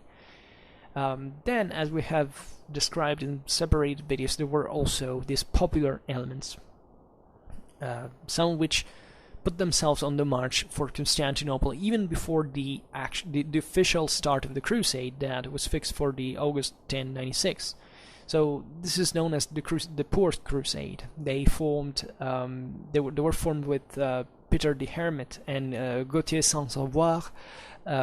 These basically crowds of desperate, sometimes even radically violent people, like popular masses can be by default, that in part, however, also joined the official armies, the ones of the knights proper. And there are also the horrendous chapters of anti-Semitism, especially in Germany, where lots of these it was not even about the expedition, but there was this great wave of enthusiasm and fanatism against everybody who was not Christian, and lots of Jews were massacred at this point, and especially in these areas of Central Europe, and there was definitely it's difficult to look at the broader motivation for the participation to a crusade, but you can understand here that there were people for the most diverse mindset, right? And some of it was just looting, right? Joining these masses, maybe because you didn't even care about the crusade, but you know that wherever these people pass, there is chance that they overwhelm the local communities, and you can steal and rape and do whatever you like. Ironically, many of these people were even butchered along the way by the local authorities, who said, wait, halt the hell up, because otherwise I'm going to blast you, and that's what happened. The Bulgarians also nicely along the way butchered a lot of these martyrs. You know, the Christian Chronicle says that the Bulgarians were even worse than the Muslims in this regard, because in terms of savagery and all of this. Let's stress the importance of land routes. The First Crusade is the Danubian route here, where it was important, hence Bulgaria also, and to reach Constantinople from Central Europe. They all passed, if you look at the itinerary of Godfrey Bouillon, he basically, from Belgium, he rose up the Rhine and went to, I don't know at which height exactly, but he reached Danube, and from there, Salzburg, and then, you know, along following the Danube Valley, dip down to you pass through Belgrade and everything, to the Black Sea. And that's where the Salzburg, by the way, in Austria was called like this exactly because they sold the salt that through the Danube eventually passed directly to Constantinople, and they make a freaking lot of money through that trade. And needless to say, of course, the logistical organization of these masses wasn't very easy, right? The knights actually mounted up a pretty well organized expedition. Logistically speaking, what they did was incredible, but it's obvious that where all these people are together with them, the thing complicated a little bit. Discipline was also, you can imagine, these were all, dukes, counts, people that hadn't, even hierarchically speaking, there was nobody trying to, there was a very egalitarian principle still in European nobility. So it was difficult in a kind of hyper-competitive environment even to maintain an orderly direction, a single direction especially. And especially supplies were short. They were difficult to find. Naturally, many places along the way were sacked. Albeit, stuff was also bought, you can find, of course, in every human enterprise the most, extreme kindness and politeness, and the most extreme brutality and cruelty, even from the very same people. Also, consider the importance still at this time of infantry, right? There were these crowds were also made up of the so-called pedites that followed the milites. And the pedites would prove to be particularly important during the Crusades on many occasions, right? Especially sheltering cavalry during, those terrible Turkish hails of arrows. And generally speaking, being needed, especially in siege warfare, etc. Sources of the time don't really talk much about it, but the 11th century is still a moment in which, the freeman infantry, the militias, right, of the early Middle Ages, are not completely died out, especially in certain areas where still Frankish feudalism is relatively weak. So even Battle of Hastings looks at, infantry that can still withstand alone, actually, enemy cavalry, and it's a big deal. In places like Germany, that was still pretty wild and forested and marshy and, hell of a ground. Sometimes even knights actually dismounted in order to fight, right? So because the ground was not very much fit for cavalry. And other reasons that also produced some military,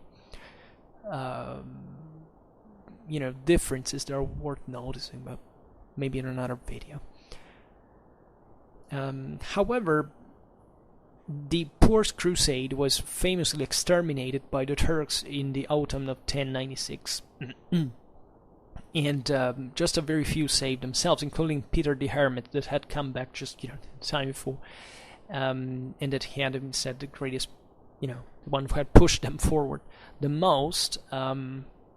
And contrarily to some imagination, the First Crusade was not composed just by the so-called inermes, that is the like women or children or people were, generally speaking, not capable of fighting, but also desperated and fanatic and even mentally ill people, I presume, the so-known Tafuri, that were actually attacking under pure exaltation the Turks face to face without any weapon but just a club and their physical strength, and that were feared by the enemies, that were terrorized by them, because they were famed to devour corpses too, right? So you don't have to think the 11th century is so very far from those worlds and of human sacrifices and bloody rituals and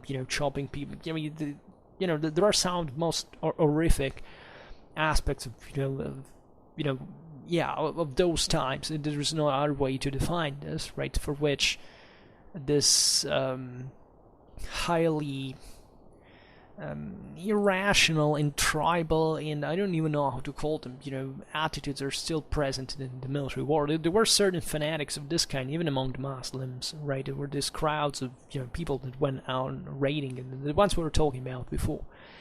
But this is literally the worst kind of and the lowest kind of military might, right? Might, I mean, of military prowess, right? If your project is just to suicide yourself, that's generally because you're not in a kind of a good condition. Think about the kamikaze or other, suicide kill, fighters. Let's put it in this way.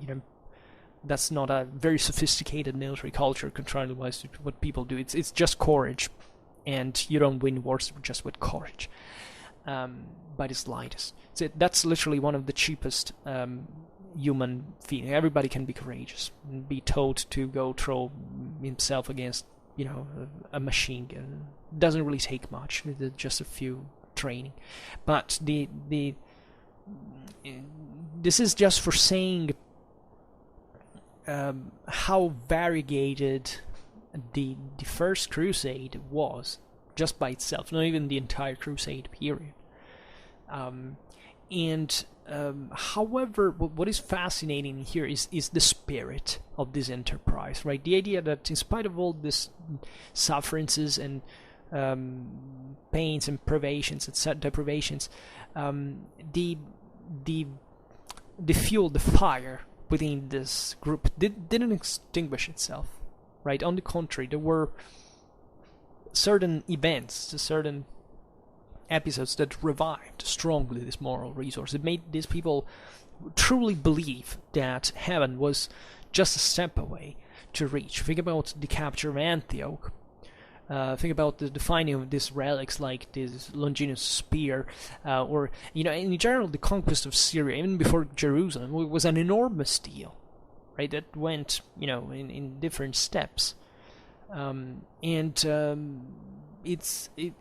even this lower, think about the clergy. The clergy in this expedition had a great importance. If it hadn't been for them, probably even the chiefs would have, of the expedition, would have disheartened themselves. They would have abandoned the supreme objective, right?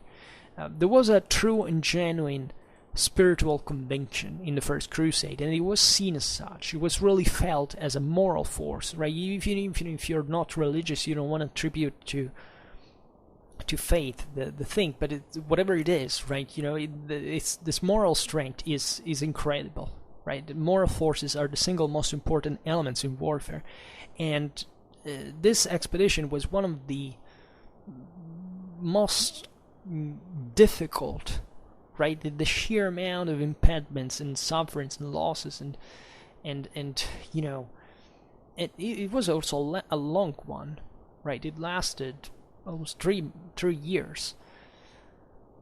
So during the march, the crusading forces, the Exercitus Dei, so the army of God, was split in three great groups. The Franks/French, it's not synonym proper, but in practice, given the region it is, the Provençals, or the Occitans if you prefer, and the Southern Normans, these were the major three chunks that were coordinated to fight on the field, also separated in this way, right? It was normal in those armies to be split in 2 or 3 divisions that would operate in either in depth or side by side or in echelon, right? And exercising, depending on the situation, more or less gradual effort with the reserves, etc. And of course, this kind of national, the subdivision was function also for boosting the morale. And naturally, there was a hierarchy within this war. I mean,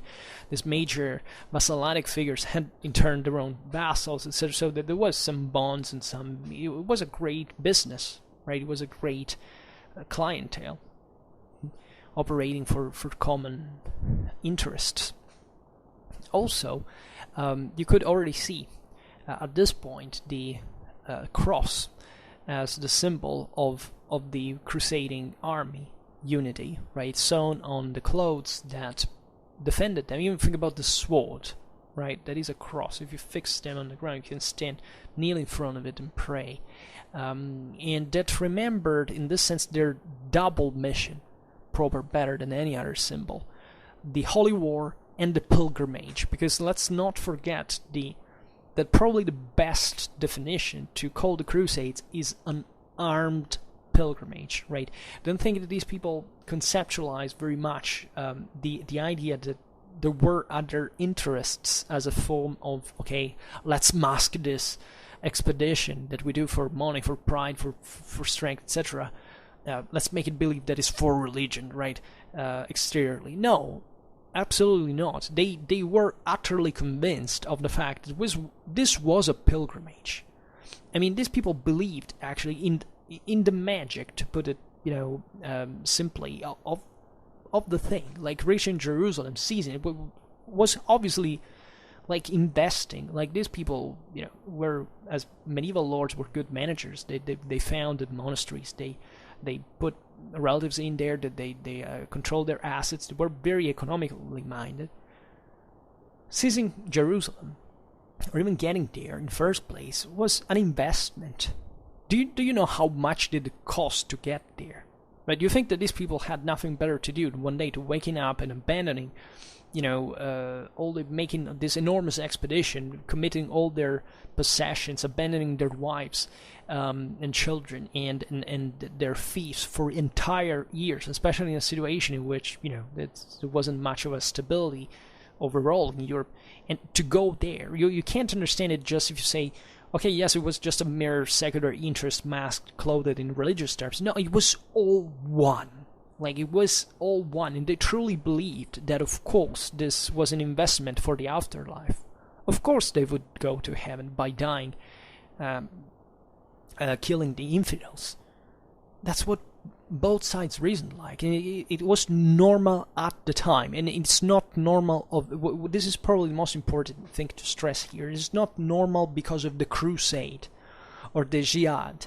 It's normal because it is part of those cultures since centuries, right? This all has a religious purpose since this whole religious life had ever existed. Even paganism basically was about this, right? So it is not a prerogative. It's just that in this concept, Jerusalem is really the golden apple here, right? It's really the thing that sublimates as an objective, as a target, the apotheosis, this victory of eternal life, right? And it's impossible, of course, for us to fully get what this meant, because our current religious feeling is of course extremely different from the one of those times, right? And think that these people believed in religion as much as in superstitions of all kind,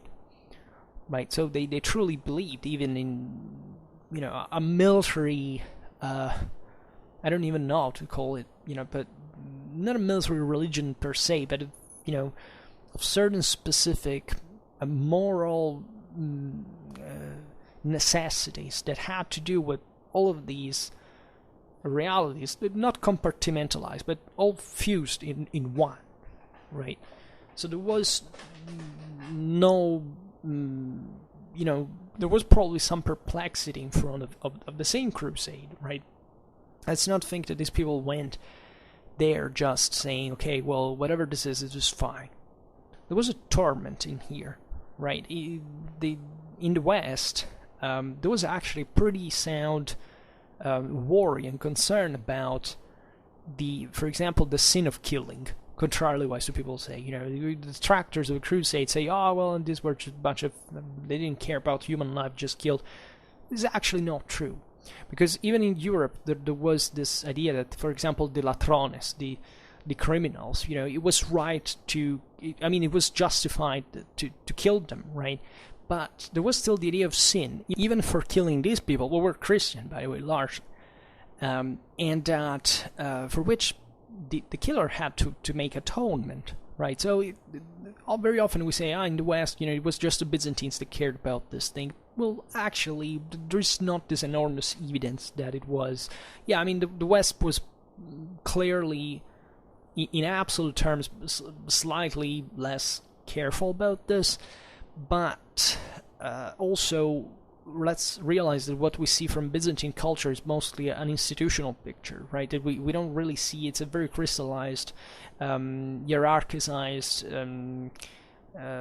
formalized picture of the world. Then what happened in the lower reality, it's much more difficult to see. But these concerns were present, right? So yeah, as we know, the Crusaders seized Jerusalem, as many other cities and places that were inhabited by Christians, and slaughtered them en masse, right? So the fact that, they slaughtered them together with everybody was there, right? So there was obviously also a contempt towards these locals that they didn't understand. There were different, for example, there were different Christians. There were Jews, of course Muslims, but that probably didn't even matter by a certain standard. Like the fact that, let's also try to rationalize one aspect, is that when a city is resisting, right, and it's committed to do it, well, they have resisted against you, right? There's not much you can do in the 11th century for such a large city like Jerusalem is against you, and you want to defend it from an enemy that the local population wants to be in. If you don't have the support of the city, you don't make it, right? There is not enough coercive capacity to do that, or at least, even if there is, probably the thing will unfold in different ways. Jerusalem held out. The population remained in. So even in that context, don't think that the laws of war were so like the Crusaders butchered down these people because it was such a strange thing to do at the time in this specific case, because that was actually done everywhere in the world in the same identical way. So we can isolate the factor that these were Christians killing without caring much other Christians, because we isolate this, but once again, if you don't contextualize that in what was the mindset at that time, those people were butchered would have done exactly the same. They were not better nor worse than their killers, as communities entirely, right? That there are some of the most atrocious and horrendous histories you can read, including anthropophagy, by the way. The Crusaders at a certain point they lack supplies, they start eating people. They do. Right, and what do you do? I would like to see you without food. What do? You die. I don't know. I'm not answering for you, but just know that these things, if you look at the annals of military history, they're all over the place. As disgusting as it can be, but the Latins said "mors tua vita mea," which means your death, my life, right? And that's actually a pretty brutal but honest statement. There is also this question: is how many were actually the Crusaders, and how many were their enemies, right? Were they like superior numbers on, the problem here probably doesn't make much sense, because we don't know. We also don't know how many people were fighters precisely, right? Modern estimates talk about some tens of thousands of knights, including probably not entirely just heavily armored ones, right? And probably many infantry troops in the range of thousands as well. And there was here throughout the campaign definitely a cavalry power, which was displayed continuously. So whatever the proportion was, there was still a centrality of the mounted arm that was necessary to cope with the enemy. And the supply system was a great problem. Like, the Byzantines actually didn't help much the Crusaders, because first of all they freaked out as soon as they saw that how much they were when they gathered under the walls of Constantinople, and they made all the possible in order to send them away the quickest, right? Because among these very Crusaders, as we've seen, there were the Sicilian-Normans. There were the same people who had invaded the empire a few years before, and they were literally under the walls of Constantinople, all in arms and pretty, with their intentions not so crystalline, in appearance, right? So they sent it away, and they even started sabotaging them. They poisoned their food, or at least they sent them rotten supplies. They weren't very helpful. At a certain point, they, for example, the Tatikios contingent sent a bit of arms and supplies just to say, okay, yeah, we helped you a little bit. But the point here we have to remember is that they didn't receive any help from the West either, right? So this was an army was living off the land in terms of supplies of equipment, right? Especially, what about horses, right? The main source was probably actually the enemy, the booty. There was goats and horses that were, by the way, not the ones they had brought from Europe at that point. Horses are also very delicate beasts, so they're very resilient. But if you take an arrow and on their knee, just to quote popular meme, but that's going to be a problem. So the necessity of horses was probably the greatest concern. Also, considering that horses were the main logistical demand in here, right? Probably the horses' costs parallel the ones of men. In sheer logistical, the horses consume an astonishing amount of food, like, and not just everything. Like, you have to give specific amount of grains, of fresh grass, etc. They did drink also an enormous lot. These areas were, well, not. Some areas were fertile, of course. Some were semi-desertic though, and that was a problem. And so, for 2 years and 4 months of the campaign, the Crusaders didn't receive any help. So their force also went diminishing constantly, right? First of all, desertions, right? These armies couldn't be kept together for a long run, but at least over time, those who remained were definitely the most driven. So that's also maybe a logistical. That's the loss of a logistical burden of people that will not do much anyway militarily because they're not committed enough. Many people, however, would simply come back. There were, who would decide, okay, this is too tough, let's go back. The dead, of course, and the sick and the wounded. Also, there were lots of outposts that, after being stormed, needed to be guarded, so lots of garrisons were left along the way in cities and castles. Remember how many had conquered them in the passage we read before. So definitely the victorious army of Ascalon was definitely much weaker than the one that had triumphed in the first battle, the one of Dorylium, Right? The Dorylium was a very fascinating battle because it tested pretty evidently the capacity of Western knights against Turkish archery. Right? They were surrounded, they were showered with arrows all the day long, but eventually the Turks didn't make it to make enough damage. Actually, it seems that the Crusades overall brought to an empowerment of the same Turkish bow in order to cope with Western armor, because it wasn't much probably necessarily better than the local one, but it was present in larger numbers, so in proportion they invested in the bows capacities, right, in the arrows of course as well, and this had an impact in the whole tactics and the problems deriving in general, also logistically and so on. But as we were saying before, this was a very good testing ground.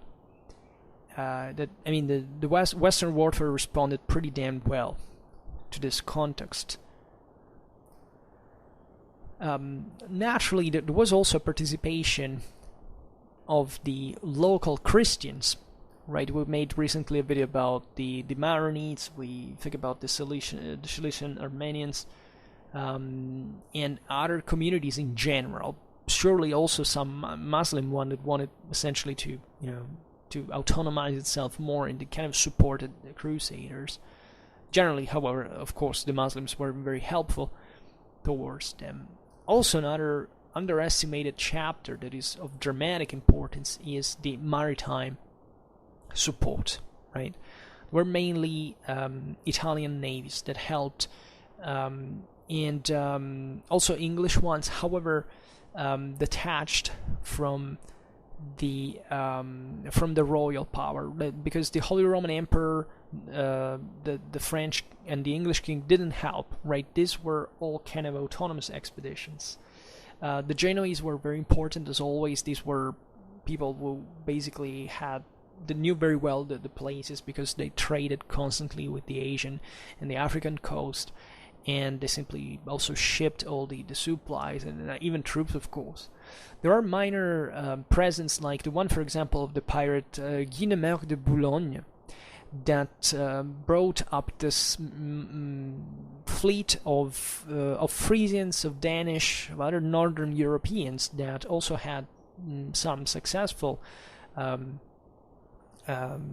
role in this situation. The domination of the sea was fundamental because naturally this could open to trade, right? If help didn't quite arrive from the outside. However, the opening of the local ports, of the local markets in Christian hands was definitely a favorable process, because they could access the resources anyway and buy them or seize in other ways. Of course, the Muslim strongholds were also raided and sacked in the process. Probably there was also certain optimism regarding the average development of the campaign, right? After the take of Nicaea, the Count of Blois wrote to his wife that, except possible delays at Antioch, Jerusalem would have been taken in like 5 weeks, right? It wouldn't happen like that. So that's the pretty long shot. And however, it's exactly this resilience, in spite of the evident, let's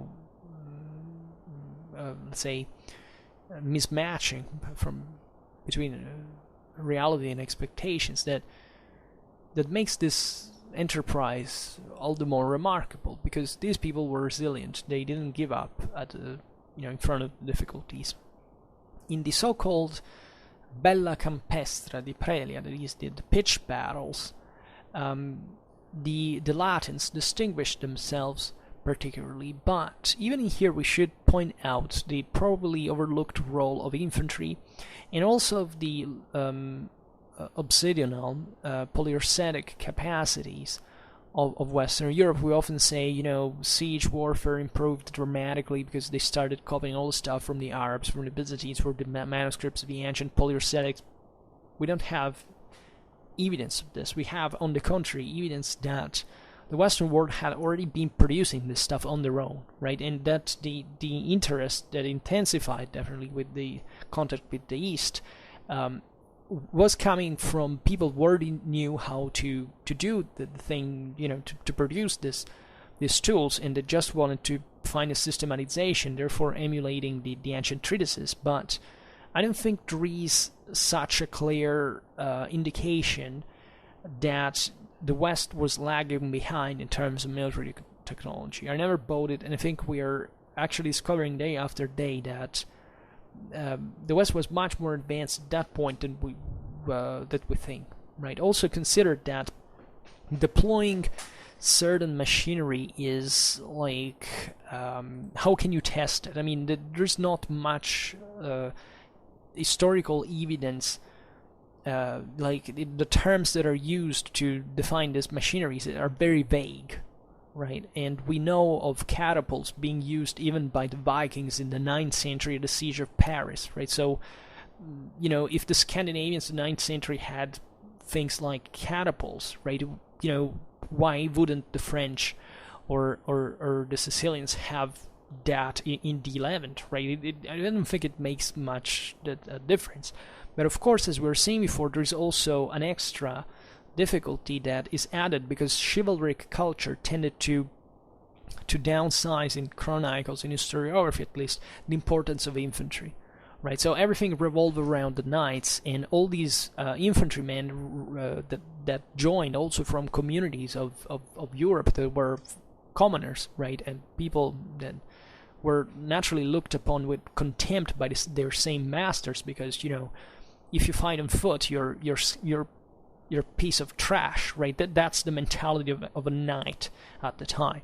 There was a disgusting hatred and overwhelming sense of pride and superiority that even bordered kind of proto-racism on a social base that looked at these commoners and said that these are barely human beings. And it was so strong that it has probably overshadowed also the all what was not equestrian, including polyursatics and infantry as such, for not talking about missile power in general.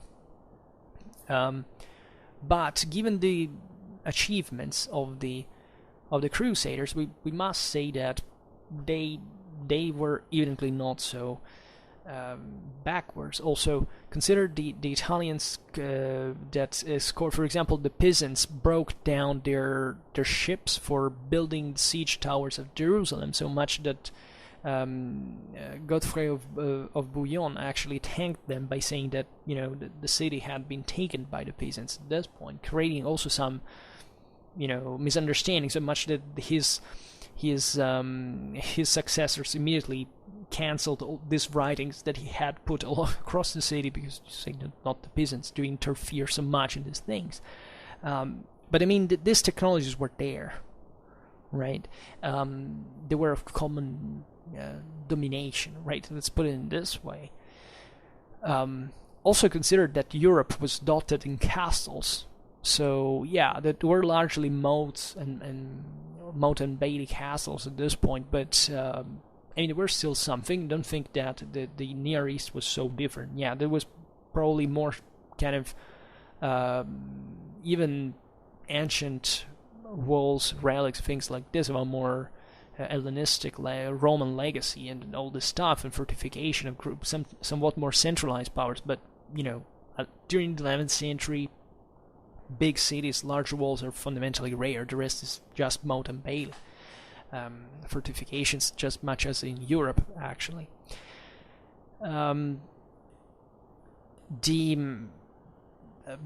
So, as we've seen, though, and as we know in general by reading von Clausewitz, the main discriminant here is politics. Obviously, the Crusaders had the major advantage of fighting against a divided enemy that hadn't immediately understood the dangers of such an expeditions. I mean, the threats posed by such expedition. The success of which, by the way, was not to be given for granted. The Crusader could fail from a moment to another, so many Muslim lords preferred to leave the crusade passing, even actually giving them stuff to go away, right? So that, go on, don't bother me.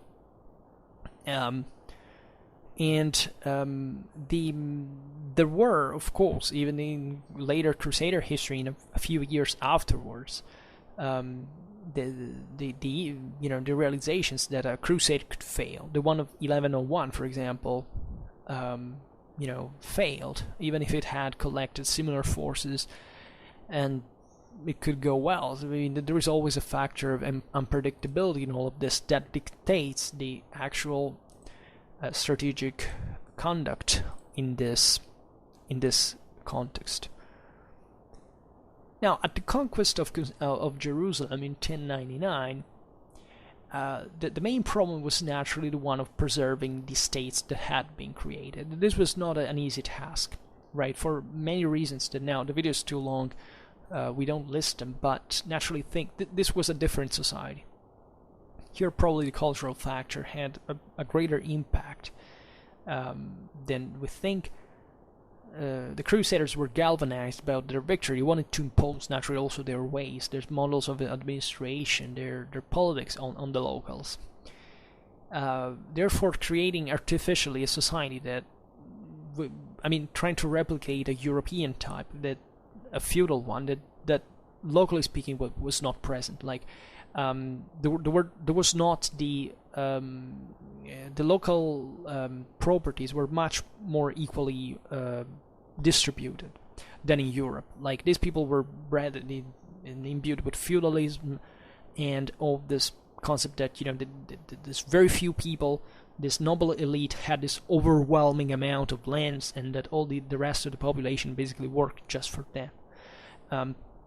In the Near East, the property distribution followed completely different patterns, and that's part of the reason why also, locally speaking, they didn't have such a punching heavy cavalry like in Europe, because if you don't have a feudal culture, you can't have this, right? The situation was different in Persia, for example, but in this Arab kind of, let's say, Syrian Palestinian world, and the situation was naturally different.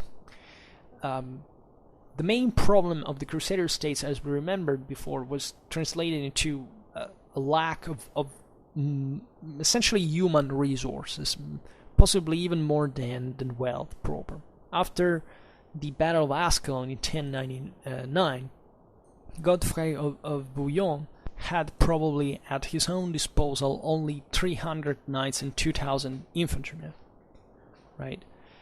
Plus you have to add the very scarce ones that garrisoned Edessa, and also the ones that more numerous had settled with Bohemond of Hauteville, Bohemond of Taranto in Antioch, where the principality had been founded. Consider also this fact that after Jerusalem was taken, many crusaders came back home.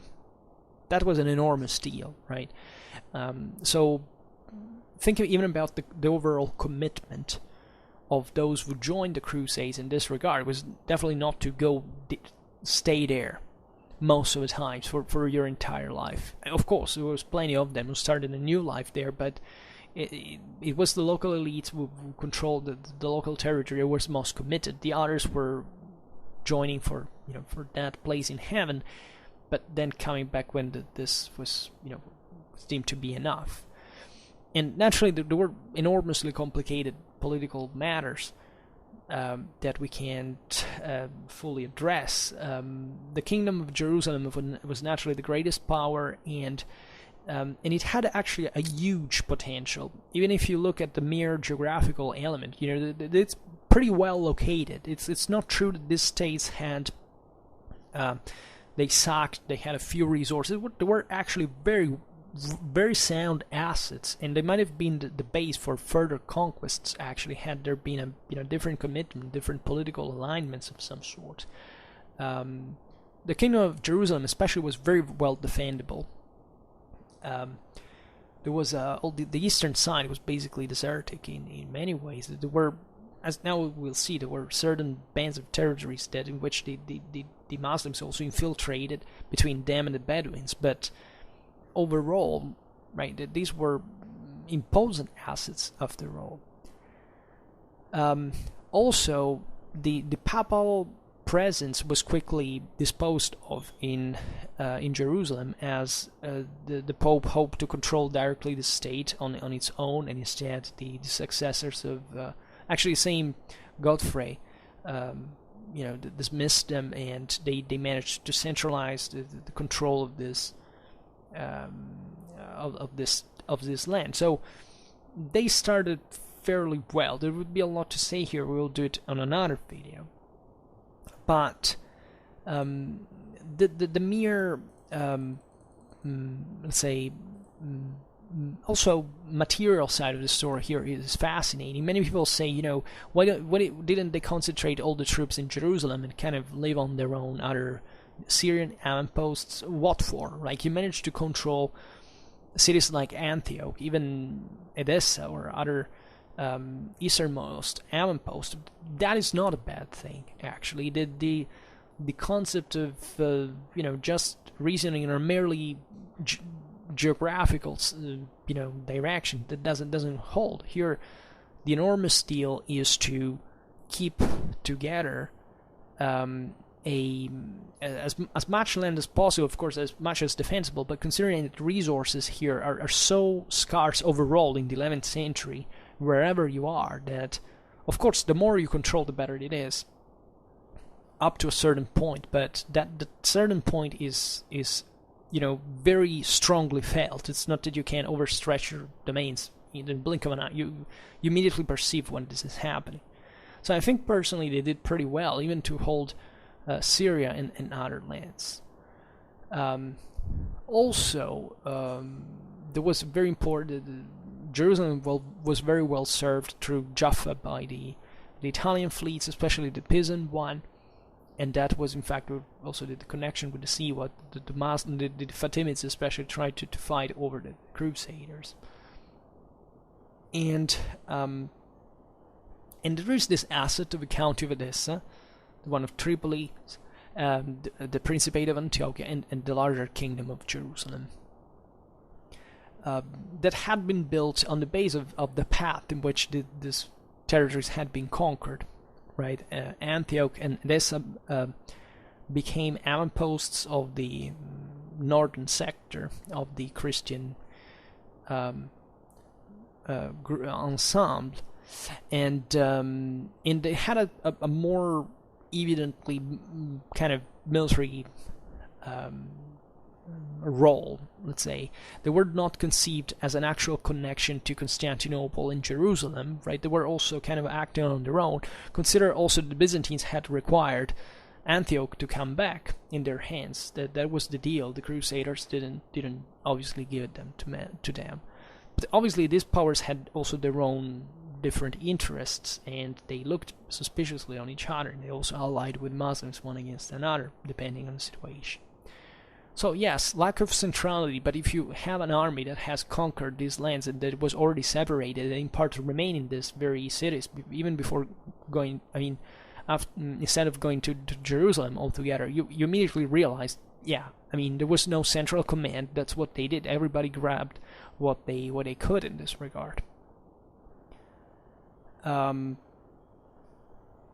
Also, objectively the desert was pretty close in the east, so there wasn't probably much other room. Like there was a fairly small frontier to control. That's one of the soundest advantages of the land was in this regard. The main problem actually was in the south with the Fatimids, right, where that remained always close with their outposts to the southern border of the Kingdom of Jerusalem. And while the situation in Syria was more fragmented, the Muslims retained Aleppo, Homs, Damascus.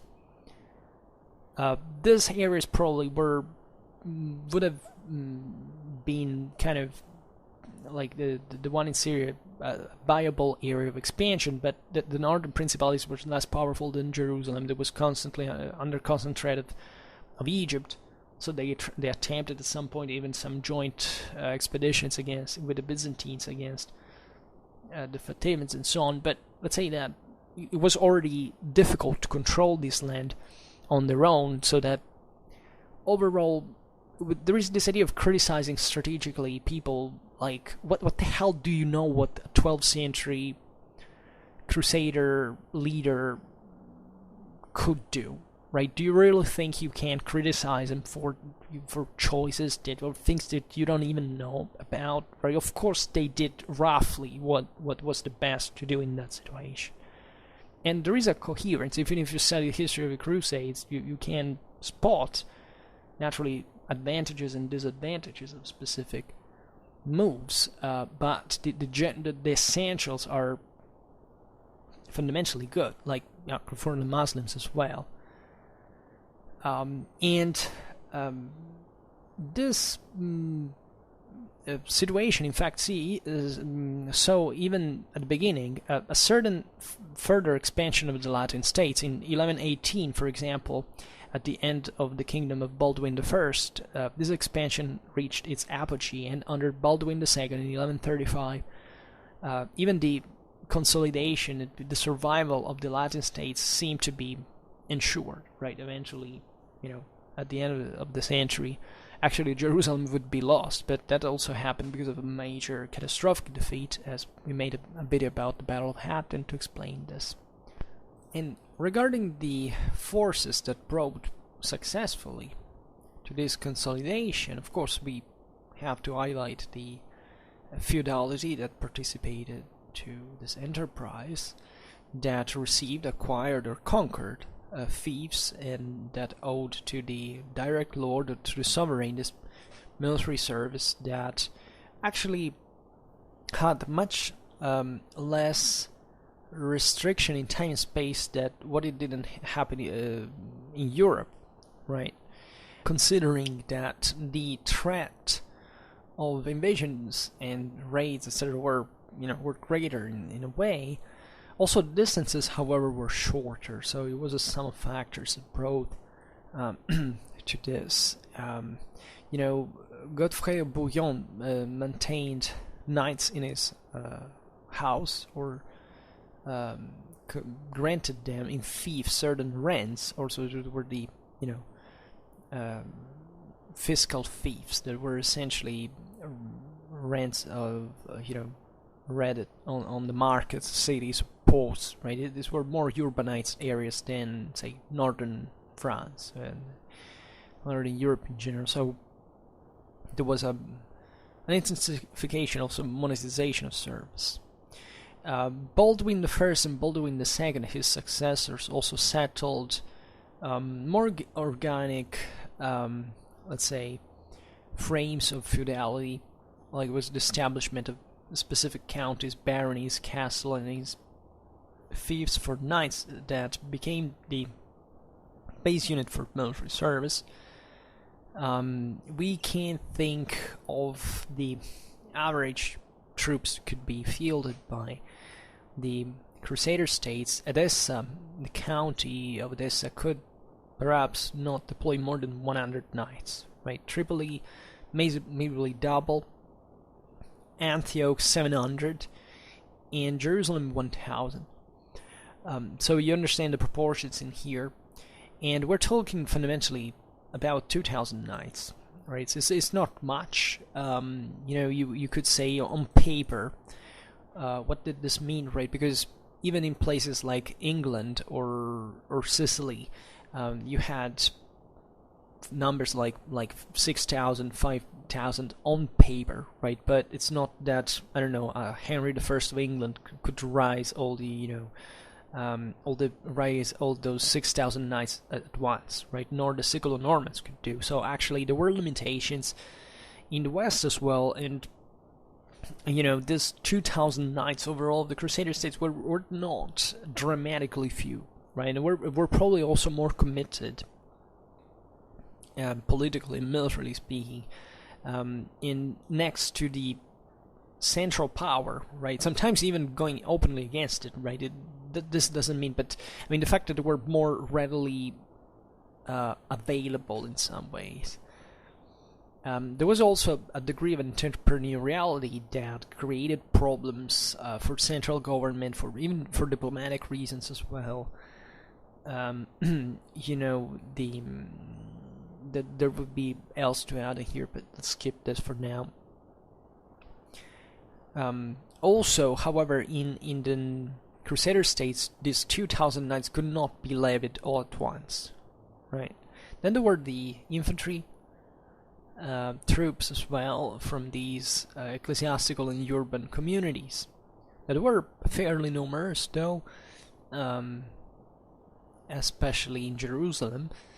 And there were several troops that the Patriarch of Jerusalem, the canons of the Holy Sepulchre, also the same Jerusalemetan militias or the city of Acre could field, allegedly 500 soldiers per each. And it's possible that the Kingdom of Jerusalem could deploy 5,000 infantry. And that must be doubled similarly for the for the total of the other Christian states, right? So yeah, 2,000 cavalry, 10,000 infantry altogether, which is not a few, right? And also there were many other communities that were under, were hired under different conditions, right? The Turkopoles, right? That after the second half, especially of the 12th century, were actually available in large numbers. Armed pilgrims that came from the west, the military orders that especially had the picture, the elite troops that were designed just to fight to the last against overwhelming odds, and that also had an early development, locally speaking, since the first half of the 12th century. So overall, it's not such a dramatically small asset, right? The Fatimid Egypt is a fierce opponent, but it's, given the strategic balance in the area, it's fundamentally, there was a difficulty overall to overwhelm Jerusalem, which was achieved just because of the connection of Syria and Egypt under Saladin. And that because he won the battle, right, of Hattin, and that might have not happened. So it was actually probably a military functional system overall, right? It was probably also a relative. There were swings in the quality, and also simply of the political decisions and all that you can imagine in this regard.